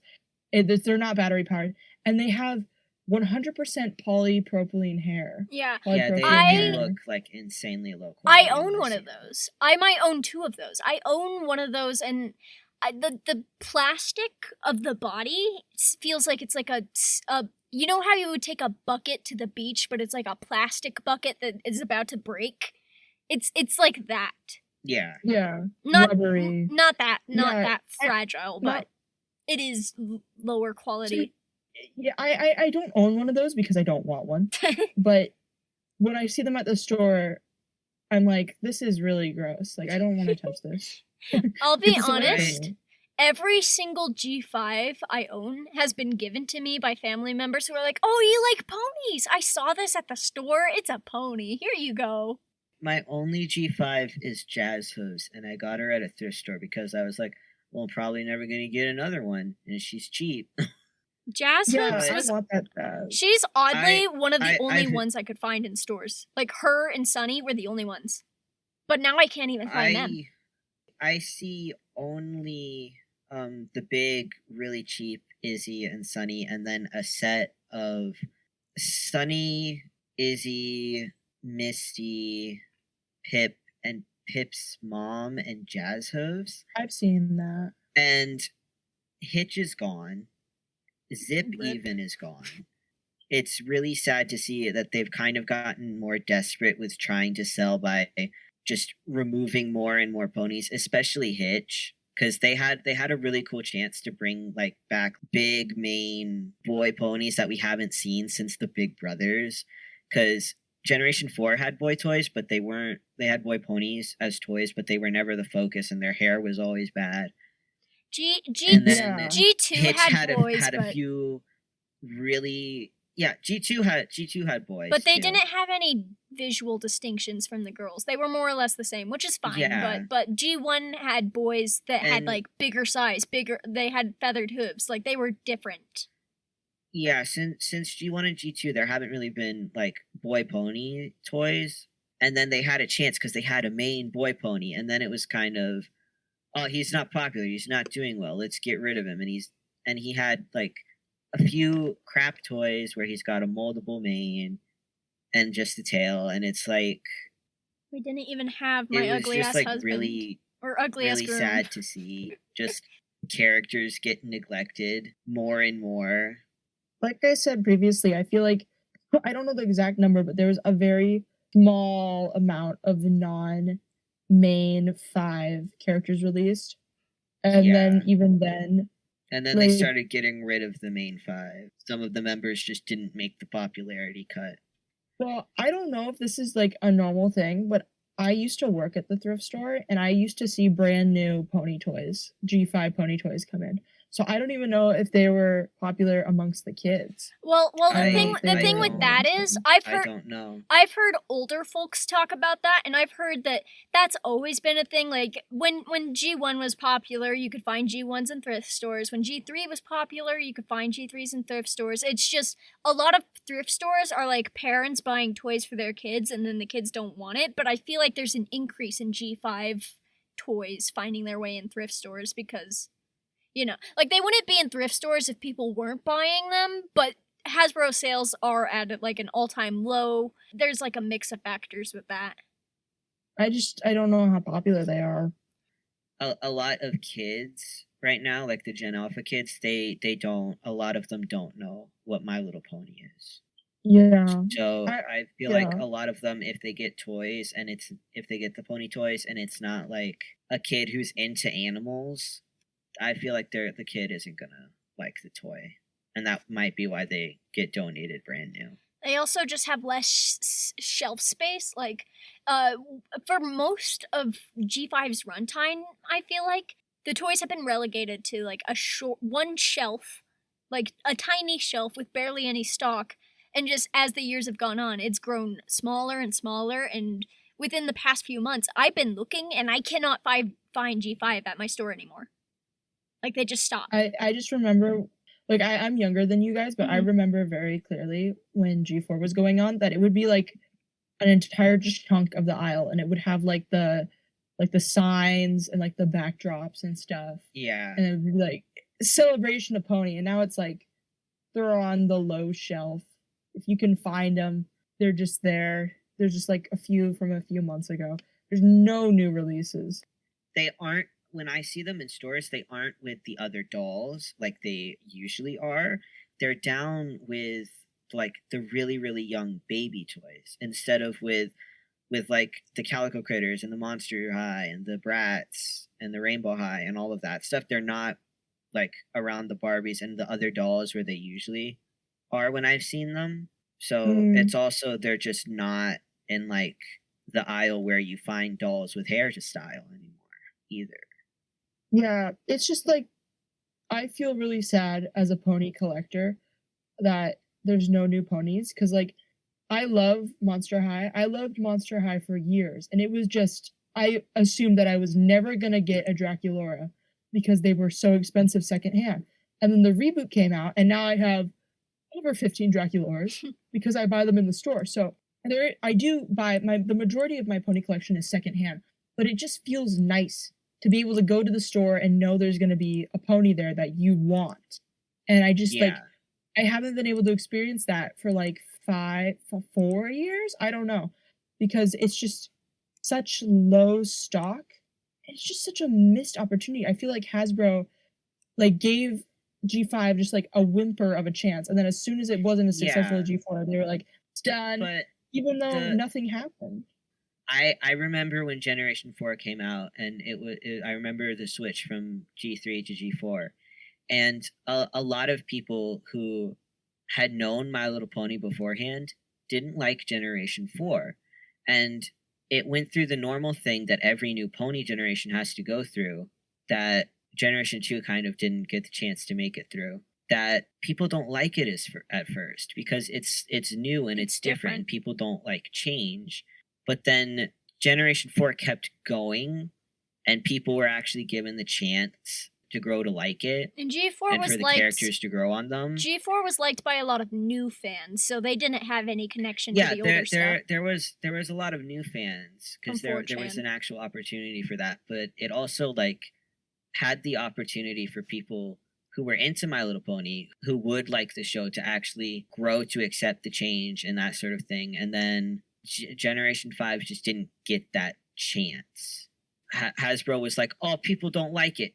Get rid of it. And it's like, no, people will like it. Again, it was doomed by G4 being so popular. Yeah, Generation 5 was kind of, it had everything going against it, and I think Hasbro just kind of made it worse because, one, it's like, it's coming right after Generation 4, which we saw with Generation 2. It came after the big main, like, defining generation of that doesn't really go well. It's hard to do that. And then we had another big main defining generation in G4, and they're trying to do another one, so it's hard to live up to that. And it's like Hasbro just did everything it could to stop Generation 5 from succeeding. It's really sad. Because I see Generation 5 and it looks really cute. It had stuff going for it, and I think it really could have made it. It's just Generation 4 made Hasbro so much money and it was so successful. And so the moment a show like struggles at first, which is extremely normal, they were like, oh no, we can't do it. Get rid of it. Go back to the moneymaker, the one that everybody loves. And it's like, no, let us learn to love the new guys. Yeah. Like they're in a state of panic. Yeah. And yeah, they forgot what happened at the start of Generation 4. They forgot what happened with every new pony generation, and it's just, oh no, it's not doing well, which is normal because it's a big change. People aren't gonna latch on as easy, especially because now it's a change from a 2D style, which it has always been, to now we have to like have a new 3D design grow on us. And that is like an even harder change to do because it's not just like, oh, new generation. It's new generation in a very new style that it's never been in ever before. And then it struggled a bit. And then Hasbro was just like, oh, God, take it all off the shelf. Get rid of all of it. It's not doing well. It's shelve it. When I think genuinely Generation 5 could have done really well. Yeah, I think that ponies in general are just, I think they're doing really good in Asia right now. Mm-hmm. In China. G5 was doing better there, I think, over there than over here. Like, I was looking at some of the releases there and I was getting so jealous. Like, I want those things so bad. Have you seen the little ones? The little ones with, like, the cute faces that are coming from China right now? I want those so badly, and I think they're amazing, and I just feel like I wish with all my heart that Hasbro had done that in America. It just feels like, for some reason, Asian consumers, they know where it's at, and they know they like their stuff. And it just seems like brands don't think that that can happen over here. But it's true that there's very different markets, like American consumers versus foreign consumers.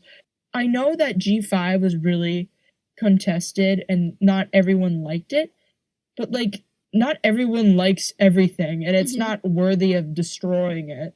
Not everyone is going to like it, but there's also new things have sort of a period where a lot of your old audience is going to absolutely hate it. I didn't like Generation 4 when it came out. I was like, no, this is awful, this is bad, gross, get it away from me.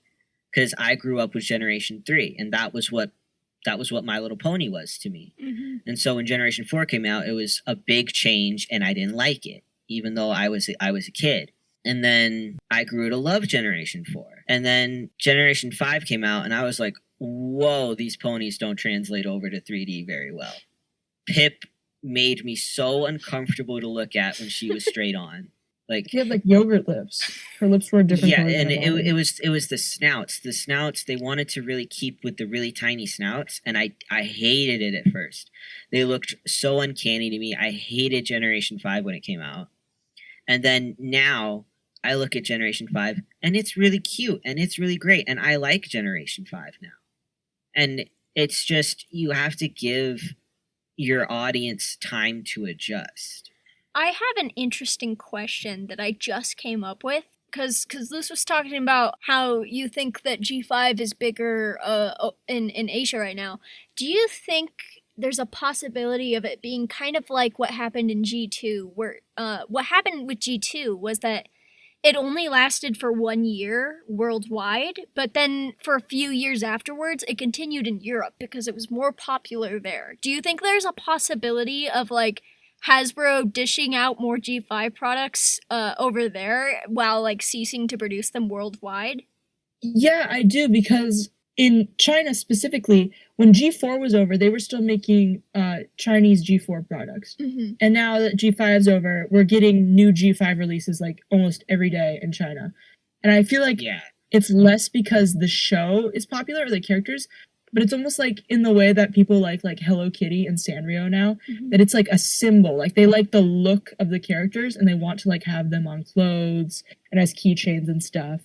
And so Pony is getting popular as like a symbol or just like a character, which I think is great. I also feel the same way sometimes. I like the ponies based on their looks. I really wish they would do that over here. And it's interesting because Hasbro's found success with, as I mentioned previously, kind of sneaking in references to previous generations. Like they've done G4, G1 crossover, and they've made shirts with G3 on it at the Target and the Walmart or whatever. And I just wonder why they can't do that with their newer stuff. Like, I feel like that's almost what they're trying to do with this, like, Camp Cutie Mark stuff. Like, they don't want to completely give up because they know there's some people who like it. Let me talk about Monster High again. Right now, they make the new Generation 3 Monster High dolls in the stores. And then, as collector's items, they're continuing to produce the G1 in the same bodies, the same style. And I just feel like that could be possible. In G3, G2, G1, there were ponies that were being released that weren't part of the show at all. They just made those ponies and released them as toys. And I just feel like that's possible with this generation, that you don't have to abandon all these characters. I feel so selfish because I'm like, I love these characters. I love my favorite multi-million-dollar company, but I just feel like it's true that there's things I enjoy and I want to keep having them. And you know what? I'll give money if they keep coming out with them. And I just feel like that's perfect. I feel like the change happened with G4 because Lauren Faust was in charge of it and she made it more cartoon focused. So Hasbro stopped focusing on the toys. And in G4, there was a massive decline in toy quality because they quickly realized whatever they make will make money. And so there wasn't much variety with characters or poses. The sizes got smaller. They used cheaper materials like polypropylene hair. I don't know if we're ever going to go back to focusing on the toys like the previous generations did, but I wonder if that impacts sales, because G4 was good enough for people to buy the toys no matter what because they like the characters. But before that, the toys were good enough to where you didn't even have to see the show. You could just be like, oh, my kid will love this toy. It's high quality, it has nice hair, it has fun designs. They put enough effort into the toys so that people could buy it regardless if they had seen the show. It is the way of the multi-billion-dollar corporation to continuously cut costs to make more money. And, you know, I can complain all I want about them canceling G5 or making lower quality toys. But unless that they see a financial opportunity in doing something, they're not going to do it. It's not like the multi-billion-dollar companies be like, okay, you guys, we heard you loud and clear. We're going to bring it back. Unless they see that as a financial benefit. They don't care about the fans. They care about making money. And they'll never do anything for the fans unless it makes them money. I just love My Little Pony. And honestly, I'm going to be satisfied with whatever they come out with because I just like My Little Pony. I'm a good little consumer. I'll buy their horse toys. It's just, you know, it can be disappointing. It's just the way of the company. An interesting angle to that, too, about, like, bringing back the old toys is Basic Fun. Like, Basic Fun was making reproduction of G1 ponies. They did some of G3, but they only did 4 G3 ponies. They did Applejack, Pinkie Pie, Rainbow Dash, and Fluttershy. They did. God, we need more G3 Pinkie Pies. But I wonder why. They only did those G3 characters. Well, Aiden. It was like before they started. It was before G5 or any of that. It was like while G4 was still going on. That's why they did. I know. It doesn't matter that it's why when G4 was happening. Those are G4 main characters. I know, but the interesting thing is, I think Basic Fun proves that, like, people will buy the old toys when they come out. But the thing with Basic Fun also is they recently went bankrupt. They declared bankruptcy. I don't know if they're going to be making... Are they gone? I don't think they're completely gone, and they're trying to recoup their losses, and they aren't, like, gone as a company. Like, they made a statement saying that they're gonna try and continue, but they did officially declare bankruptcy. I don't know if they're, like, the last release they did was Celestial Ponies, like, a year ago. I don't know if we're gonna get any new ponies, which is a shame, because they had prototypes of Flutter Ponies bringing them back. They had reproductions of Flutter Ponies. We could have had that! Ah! Maybe it's not too late to say, like, it's gonna be fine. It's just such like a consumer problem. Like, I hope my favorite company brings back my favorite toy, but I just ponies. I get so passionate about it. I just wish that Hasbro put some more, like, you know, love into their products and understood, like, their fans care more about just products, like they care about the characters in the show. Mm-hmm. Yeah. And put more effort into that, because, you know, one of probably the only reason why G4 got as big as it did is because the show was so good. Yeah, if the show wasn't as good, people would have saw those toys and gone, oh, these are crap, these are bad, and they wouldn't have bought them. But the show carried the toys, and that's part of the thing of you have to have something be really good with your products. Like, G4 had the really good show. I like Generation 3 shows, but they're kind of nothing. It doesn't at all compare to Generation 4, but they had such good toys that it didn't matter what the show was like. You liked the toys. And then Generation 4, it's like, great show. You'll get the toys because you like the characters so much. It's like, oh, people just love My Little Pony. And it's like, no, we love My Little Pony because we have either great toys or a great show. It's not, oh, we just love My Little Pony because pretty colorful horses. It's like, no, there's something there. They stopped putting in effort. Yeah, you can't just make something really bland and be like, oh, they'll like it, it's ponies. It's like, yeah, we'll like it because it's ponies, but it's not like the same. Camp Cutie Mark, one of the reasons it's off-putting to me is that it's so fan fiction-y. One of the things I don't like it is I don't like that every time they bring back Generation 4, it's only the really popular ones. And then they get rid of Generation 5 characters just for the really popular one. And it's like, it shows their colors so much of they're just throwing the fan favorites together, like, in a desperate attempt for money, instead of, like, actually thinking about, oh, how will these characters get along? What will they do? And it's just, no, these are the popular ones. I think we're talking a lot about how, like, people are very connected to the characters and stuff, and people are they buy the toys kind of because of that connection. Do you think that us as a society being really into nostalgia posting right now contributes to that? Because I feel like people right now are like, oh, when I was a kid, man, they had this nostalgic thing, and I'm just gonna post about it. Do you think that might be coming into play with Hasbro kind of avoiding trying new things, and they're trying to get the characters that people are familiar with, are comfortable with? I think that probably is part of the case, because if people weren't talking about how much they like those things, then they wouldn't be bringing them back, obviously. There are just certain pony characters that are visually more appealing than others.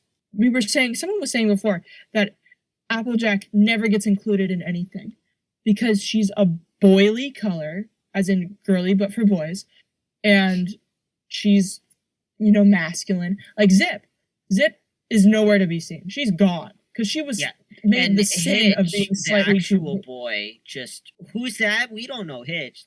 He's not real. They just want the cutesy pink What do you mean girly there was a boy ones. pony in the show? It just goes to show that I feel like it's partially because everyone likes Twilight, everyone likes Rainbow Dash, everyone likes Pinkie Pie. But also, I'm looking at this picture right here, and they just look good next to each other. Their colors contrast well. They're all nice to look at individually. And it just makes sense that, like, they would choose those characters, because they're easy to sell. Because, you know, if we're focusing on little kids want things that are, you know, colorful. But also, as someone who likes a variety of things, my favorite color is purple. And I will almost always choose the purple character to be my favorite. Same. Because I like purple. So it makes sense. It makes sense. But I do think that there's a financial reason to bring it back. I feel like there's a marketing reason to bring the same characters back. It's recognizable. People know the characters. They see Rainbow Dash and they say Rainbow Dash, even if they don't know My Little Pony. Mm-hmm. It's the most popular ones. It's all the fan favorites. So it's like an attempt of like getting the old fans back of like, look, it's the guys you love. Look, you love these little guys. And it's like, they're the most marketable ones. Everybody knows who they are. It's like the most aesthetically pleasing ones. It's just everything they can do to use the most popular ponies and force them in. Because it's not just that Applejack is orange. It's just Applejack wasn't a fan favorite. Mm-hmm. Applejack wasn't, Twilight Sparkle. Applejack was never a fan favorite. People didn't go crazy for her. So it's just, not only is she orange instead of a pretty color, it's just people didn't like her. So even in Generation 4, she got the boot. It's a shame because I feel like in collector spaces, people like Applejack the most because she's the only one who's like a direct translation of the G1 character. All the other ones were redesigns from G1. Applejack is pretty much the same in both G1 and G4. Yeah, so it's just everything they're doing now, and it's not just. I don't really feel like it's nostalgia. I feel like the nostalgia is letting basic fun make reproductions. I think that is their taking advantage of nostalgia. I think with the Generation 4 ones, it's just they know that everybody loves those guys. Generation 4 was their big moneymaker. They know they were their most popular characters. So it's not nostalgia. It's just desperately trying to do everything that worked with G4 by just doing Generation 4 again, but only the most popular ones. I don't think it's nostalgia. I think it's just those were the popular Generation 4 characters. Those were the biggest money makers. Bring them back to make us money again. Because just everything about them makes money. Because they're popular, they look pretty. So the next subject that I wanted to go over, because I think we've established how Hasbro's been handling My Little Pony with G4 and G5. For the possible futures of My Little Pony, what is possible and most likely for Hasbro to do? Because there are many possibilities for a new generation. It's possible it'll be like G5 and continue to hold on to G4 and G5, the most popular pony characters for money. It's possible they could try something different with the new character, new shows. What do you guys think personally think it's most likely for Hasbro to do with their track record? And what do you think G6 is going to be like, if there is a G6? I think it's going to be something to do with G4. They can't let go of G4. And everything points to G4. Even before G5, it was G4. And it was always... And I just don't know how to feel about that. Because I love Fluttershy. Fluttershy is my favorite character. She's like changed my life. It's crazy how much I love Fluttershy. And so I'd love to see her again.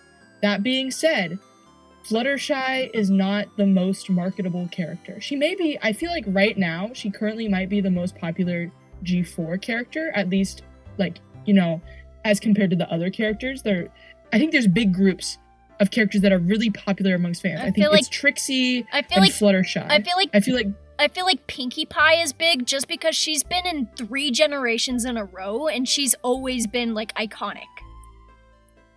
Yeah, I think people like her too. And there's a lot of people making silly content with just, Trixie and Fluttershy and Pinkie Pie. I'm thinking of, Punkit's comics. Have you ever seen those before? Yes. Punkit. Yeah. Yeah. She makes comics with those characters, and, they go crazy viral. They're not, marketable in the same... They're not universally recognizable. I have a My Little Pony folder that I use at school. People don't... It's a G5 folder, and people don't know who the characters are. They think it's Twilight Sparkle on my folder. It's Izzy.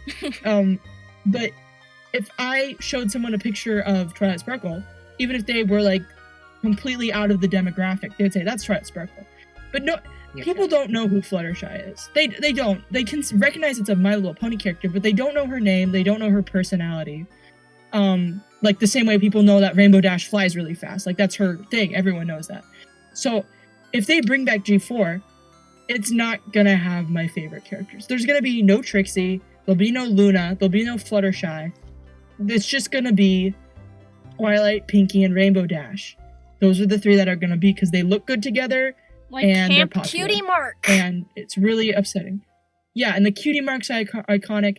I just feel like they're gonna do G4, but they're gonna cherry pick the most financially successful parts of G4. It's just gonna feel a little soulless to me. Just a little soulless. Yeah. I definitely do not think that the future of My Little Pony is bright. I think it is going to get, like, even if someone who knows the history of My Little Pony and loves My Little Pony so much, even if they get into the position of being the person in charge of the next generation, Hasbro is not going to let them do anything fun or new. It is going to be Generation 4, but only the most popular marketable characters. It's going to get rid of any heart. It's just going to be, hey, give us your money. You like these little guys, right? And it's just, and something I noticed is Rainbow Dash isn't my favorite of the main 6. That's it. That's the statement. I don't like Rainbow Dash. That's the statement. Well, Yeah. she's not my favorite. I found myself getting, like, that was like the Spark Notes version of Rainbow Dash's personality, of showing up and being like, can you believe it? I was on a magazine and none of these guys know me. And then it's Misty's crying about a flower, and it felt their personalities just not even understanding what people loved about the characters. Well, I'll play devil's advocate and say that for that pitch video, they can't really go that deep into the character. They're just like, they are trying to do the Spark Notes versions of their personalities just for the purpose of it being a pitch Bible. I know, but that's still... It doesn't make you happy. Sign. Yeah, it doesn't feel good, and it doesn't give good faith that when they do show up and it's not the Spark Notes version of the characters, that they're going to be accurate. If what they got is, oh, Pinkie Pie just giggles and says sorry, and oh, she throws confetti everywhere, and it's like, okay, but is she going to make Twilight, not feel as embarrassed? Is she going to say, oh, don't worry, just laugh about it? Or is it just, oh, hot, she's funny, she likes confetti. Isn't that great? And Rainbow Dash goes so fast. She's kind of arrogant. Isn't that the character you love? Isn't it? And that's my fear of that. Of they're just going to be like, they're bringing the characters back, but not really. It was just, oh, people love these guys, and it's just losing everything that is why we love them. And it's just going to feel like, hey, it's the little guys you like them. Give us your money. And it's just, oh, these guys made us their money, and then just stripping away everything, just desperately trying to make it more marketable.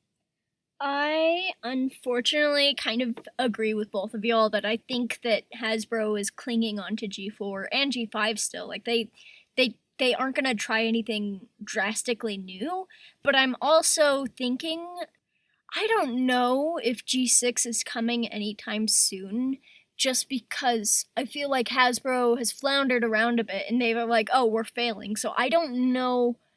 Even I feel like if there is a Generation 6, maybe eventually, but I don't even know if it's going to be anytime soon. I don't know if they're going to take a break, which a break would actually be helpful for them. I think, personal opinion, I think if Hasbro took a break to like step back, consider and actually put in a lot of thought about My Little Pony, then maybe they could clear their heads and do something decent.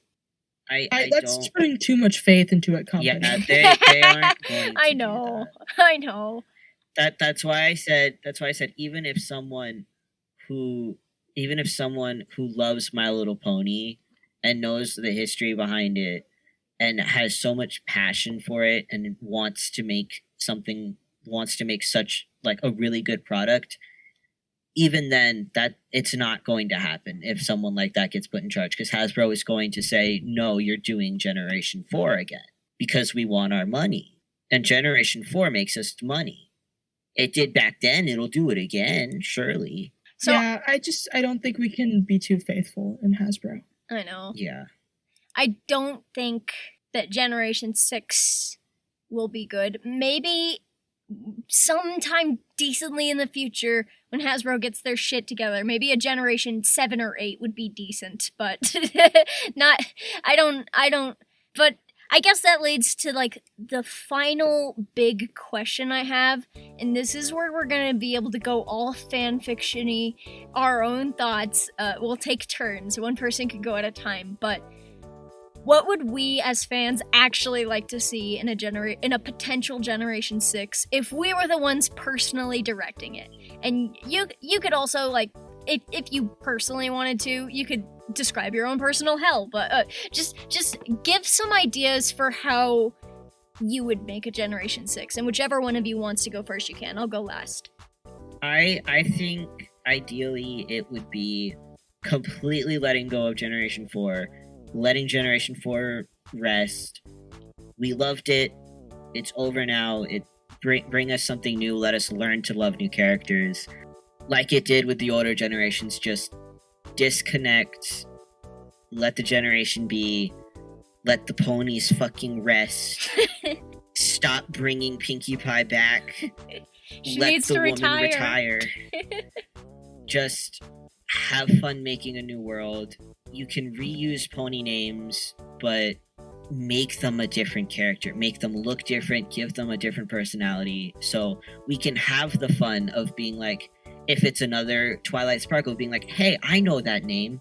That's the other pony. But now it's got the added fun of being a new Twilight Sparkle instead of just Generation 4 again.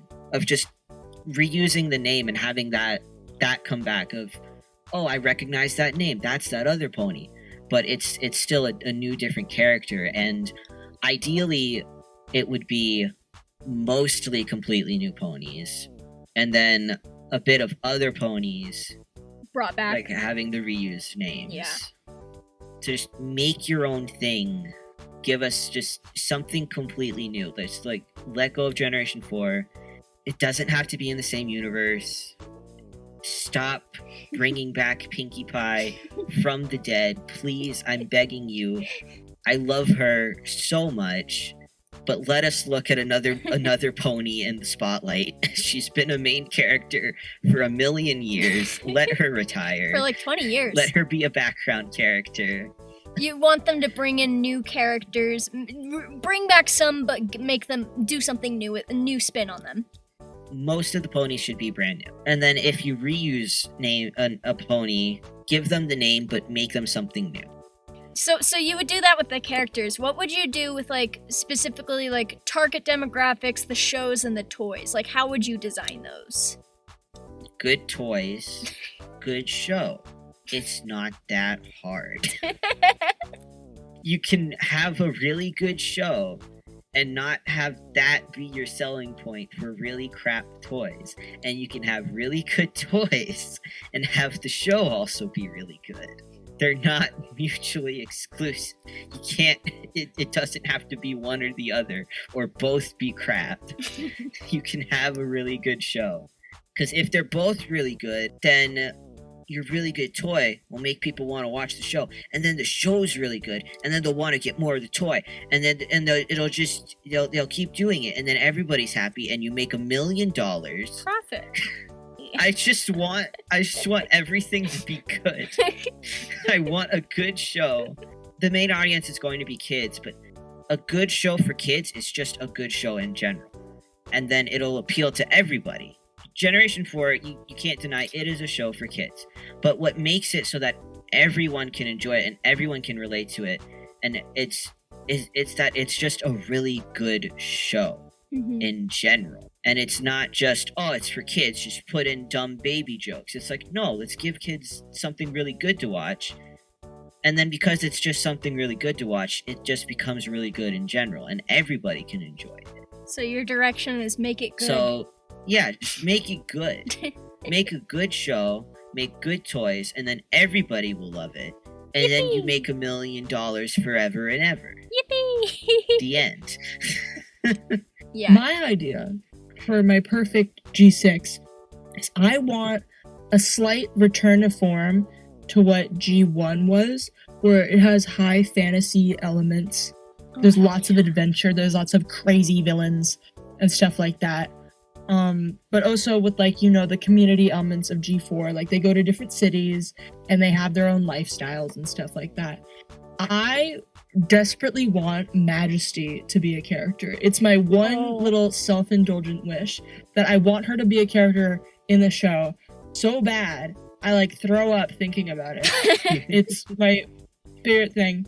Would Majesty fill a role similar to Celestia? Like as a ruler over the fantasy land? When I was in elementary school and I found out who Majesty was, I wanted her to be a villain queen of a neighboring kingdom. And then I wanted her to get redeemed and then be the mentor character on the good guy side. But she that'd be an interesting dynamic because she used to be evil and now she's teaching people her stuff. As far as toys go, I also want them to do the thing that they did with G1 and 2 and 3, where they release characters that aren't in the show that just look cool. Because I think that's a big appeal of why you want to collect ponies, because they're all unique and look different. There are some G4 toys that I really like of the main 6, but after a while, I'm I don't want my 27th it's just Pinkie these Pie. guys again. I don't need 1 million of these guys. Yeah. So I want them to release just random ponies. I want the show to be high fantasy, have darker elements, Majesty. I want them to put effort into the writing so that it will be just as good. Everyone likes, Adventure Time and Steven Universe and Gravity Falls, and kids like those shows too, because they're just appealing to everyone.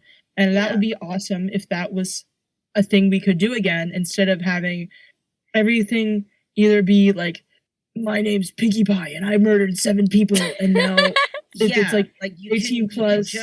You can make a show for kids, but if you just make it a good show, it'll be still for kids, but then everyone else gets to enjoy it because it's just good. Mm-hmm. It's not this stupid remake the baby show but darker because they're grown up. They say swear words now. My name is Pinkie Pie. I live on Hartwell Road. This is my story. Yeah, if you make a good show, and kids aren't stupid. You can make a show with darker elements and more grown-up elements and they'll still get it. So you don't have to do all this dumbing down of a show and then making it unenjoyable for even kids. Mm-hmm. I just, ultimately, I'm just gonna watch whatever they come out with because I love Pony. But I do have ideas of things I would really like to see. And they're kind of a stretch, but I don't think it's impossible. This is our fan fiction G6, so just do whatever you want. I don't know. I want the gay horses. I want the horses to be openly homosexual. Yeah. That'd be awesome. We're gonna put our gay agenda. I think alicorns are awesome. I love them. Let's make them like normal ponies, and then we could have more alicorns. I remember when we were talking before, you wanted them to be like how in G3 the Pegasi. Kind of like how the Pegasi were in Generation 3. Of the other ponies were like, oh, Pegasi aren't real, and the Pegasi just lived off in this other area, and they were really shy, and so it was this whole thing of people didn't think they were real, but they weren't like the ultra powerful royalty characters. They were just normal ponies that just were shy and lived off in their own place, so they didn't talk to each other. The worst thing that's happening right now is that whatever Taobao listing for Nurse Kindheart. No, what? For Scout Kindheart. Scout Kindheart is down now. Oh, so welcome back. That scared me. No. I think it would be a really fun change to still have alicorns because they're a really cool design. They're really marketable. I love alicorns. They're awesome. Be like every other pony. They're not more special or really powerful. they keep to themselves. The other ponies don't know about them, about this whole community of alicorns. And then they get to meet them and become friends and see them sometimes. And then you get to have more alicorns, which is always better. And then you don't have to worry about the fandom being like, does this character deserve to become an alicorn? I don't think so. You can't have... Oh, you know they shouldn't would listen to these still people, be but making videos like that, regardless of how common they alicorns are. would. Euro C is an alicorn and also has rainbows in their design. That's not That's accurate. bad OC design and unrealistic. There's only these many alicorns, and there can't be any more. ever. They've never introduced an alicorn in the show. Okay, well, I just think instead of having alicorns be like an exclusive, really powerful race, it would be fun if they were just like normal ponies, and it'd be a fun way to still have them and all the ponies are and jealous be able of them. to do something like different with them instead of, oh, big powerful princess again. I think it would be very funny if alicorns were a lot more common. I feel like in pony society, people would be very jealous of alicorns or make them do all their magic special alicorn magic, and the alicorns might get fed up about it.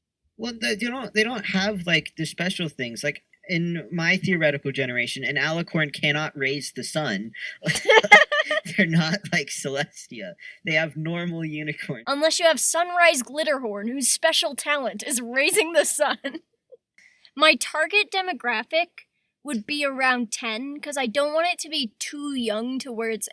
but I also don't want it to be alienating towards Like, I get it, you don't want to cater to bronies. Just don't cater to bronies. Just don't focus on what they're saying, but don't make it impossible for them to like, you know? Kind of like what y'all were saying about good shows. I would have more of a focus on the toys than they currently do, because I would like for their quality to be improved again. Again, like with Gen 4 and 5 toys, I feel like people only bought them because of the characters, but the toys themselves, they were lower quality than before, and there wasn't that much variety. There were only a few characters and a few poses.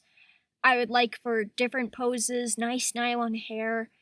A personal preference, I would like for their size to be bigger than G4 and 5, because like G3, 2, 1, they all were bigger sized. Yes, at least Generation 3 size. Mm-hmm. Better to hold in your hand. You can really get a grip on them instead of them being really small. You can't hit people with them like bricks with G4 ponies like you can with G1 ponies. I mean, Generation 4 ponies are hard. Yeah, but they're tiny. I can't bludgeon someone to death with a pony. What's the point? The size does not matter. If I grab one of my Generation 4 ponies and I throw her at your head, it will hurt.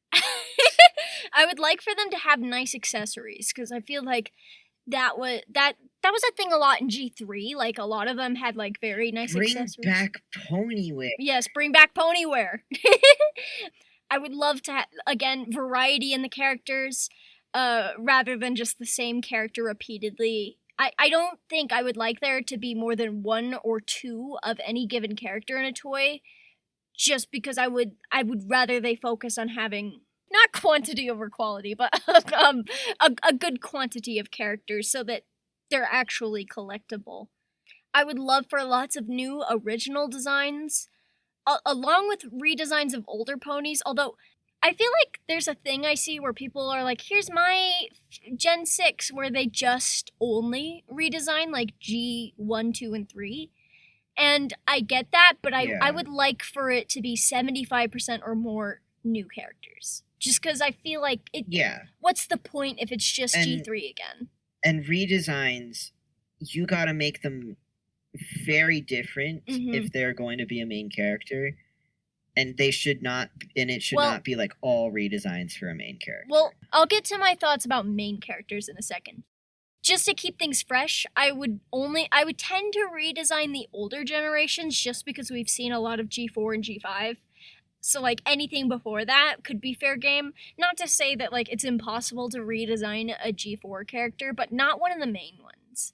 I don't know, maybe, like, Trixie or something would be interesting to bring back, you know? But, like, completely redesigned. I would like the designs to be changed enough to be recognized as its own character. And also personal preference, I would like a more horsey style. Like, I love G4, love G5. The snouts need to be more horse-like. Make them longer. Make their body shape more horse. My generation would appeal to no one because of the art style. I would like to bring back other species. Pony Yes. Friends has, like, elephants, you got the giraffe, you got the lion, you got all these different animals. And You've got don't this. do it in the kind of weird way the Generation 4 did. That wasn't good. Well, I would just like the other species to be like just other members of Pony Society. Like there's just a giraffe friend or a rhino friend. That would be Yeah. a cute one. Or even like things like sea ponies or flutter ponies or like summer wing or windy wings, like winged ponies. You could have all sorts of pony varieties, but I would like for them to still be integrated into Pony Society enough to be considered normal, you know? But mostly just Earth, Pegasus, and Unicorn ponies. I think the show would tie in with the toys, and I would not have a main character, but I would rather have it focus on the town as a whole. Like, it would be a town of ponies. Each episode focuses on a different pony and a different problem. Like, you know how... You want it like what Generation 3 did. Kind of, except for Generation 3 still had main characters. I would have it, like, kind of pushed. Like, Generation 3, you have an episode about Minty, you have an episode about Wisteria, you have an episode about Rarity. It would be like that, where every episode focuses on a different character who has a different problem. And it would probably be a little less adventure-y just because of that. I don't want it to be completely slice of lifey, but it wouldn't be like, oh, we have to save the world. I would like it to be problems relative to the town. And again, because it's aimed at kids, I would like it to, like, teach lessons. Like, each episode has a point about, like, it reflects on something that the characters learn. But that's kind of obvious for a kid's show. Encountering different problems in their town, overcoming it. Like G3, but I would like it to be less kiddie. Or like Ponytails, but less cheesy and on the nose. And, and it would have a 2D art style. And... this would never, ever, ever happen because Hasbro fucking loves to cut costs, but you're gonna laugh because this is exactly how I draw them. But I would have more opportunities for designs on them than just the cutie marks. Like, you know how My Pretty Pony has markings on her face and legs? Or you know how some ponies have cutie marks all over their bodies or all over their legs? I would have more stuff like that, like gradients on their legs or patterns on them. I would, not extremely to the point where it's difficult to produce them as toys. Like, keep in mind that they have to be producible. Your art would have to tone down. I know, it wouldn't be like my art. I would have to tone it down. For toy production. I want them all to be Sparkle Dog Demons, the end. And a toy never gets made ever because it's too hard to produce. And it would have a 2D art style, probably, just because... well, maybe a 3D art style could work, but I feel like the main show being 2D, and then maybe you could have a 3D movie or something. I don't know. That's the end of my TED Talk. Thank you for listening. I think with the main character subject, I think it goes either way, because when you have too many characters that are the main focus... It can get kind of confusing, and having a main set of main characters, and then when another character, and then you can introduce the other characters around in different episodes, but you still got your main ones to latch onto instead of everybody else in every single episode. I think that's a bit less confusing. I think having main characters is like probably a better move. It is a good thing. I would have main characters. The reason why is because I would like them. If Hasbro wants to sell more toys, then do something with those toys in the show. I'm not saying that every toy character has to be a prominent character, and I think the characters would interact with each other. Like, maybe there'd be an episode with Cotton Candy. I want to bring back Cotton Candy because I love her. But, like, maybe there's an episode where she's doing something like that, and she interacts with, like, a new character, or she interacts with, like, Bluebell or someone. And then, like, in the next episode... or, like, in a future episode, it focuses on that character that she interacted with. Like, the characters still interact with each other, and so if you watch one episode, you'll likely meet a fair amount of characters, if that makes sense. when there's a bunch of characters, it can be kind of, it's not like, oh, they don't interact with each other. It's just having a bunch of characters be the main character can get kind of confusing if every single episode your main character is changing and it's and adjusting rather than you have your set main characters that are something you can latch onto that's constant and easier to understand, and then they can go, and if a different pony has a problem every day, they can, your main characters that are your constant thing that are easy to latch onto, easy to understand, less confusing, they go and they help instead of, here's your character, next episode, here's your new main character. I get the argument for why there's main characters. I'm not saying main characters are bad or that I dislike main characters. I'm just saying it would be like G1. Because G1 doesn't have a main character or like a group of main characters. Maybe the movie has a group of characters it focuses on, but every episode focused on a different group of ponies. Like there's an episode that focuses on the princess ponies, or like why can't I think of any other examples? Princess ponies are the only ones they ever made an episode of. The end. No matter what happens, I'm gonna watch it. I'm probably never gonna stop liking My Little Pony. There's some things that I would like to see, and there's some things that I know won't happen.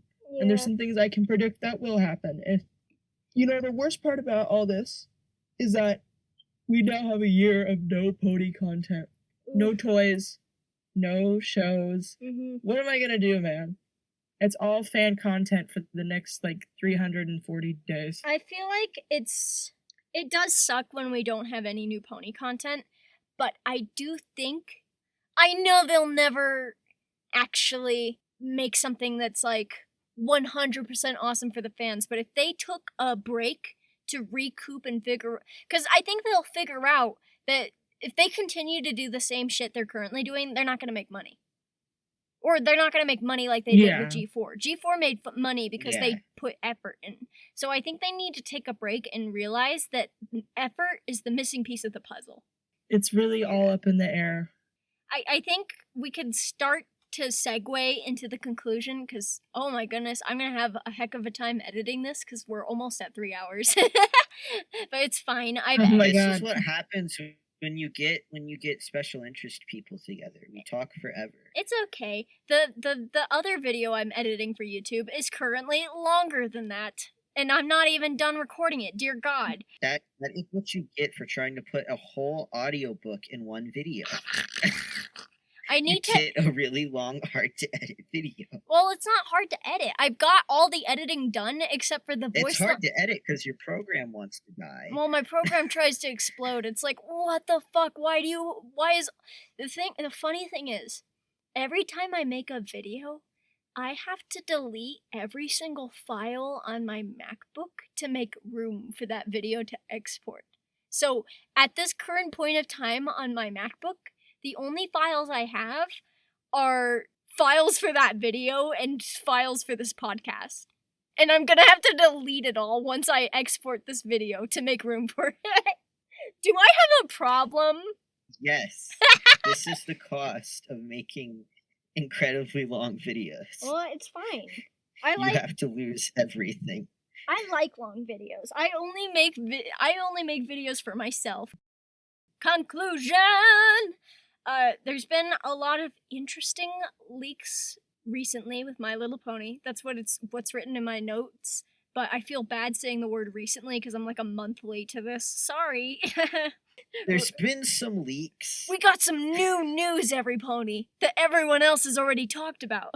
It's a year late.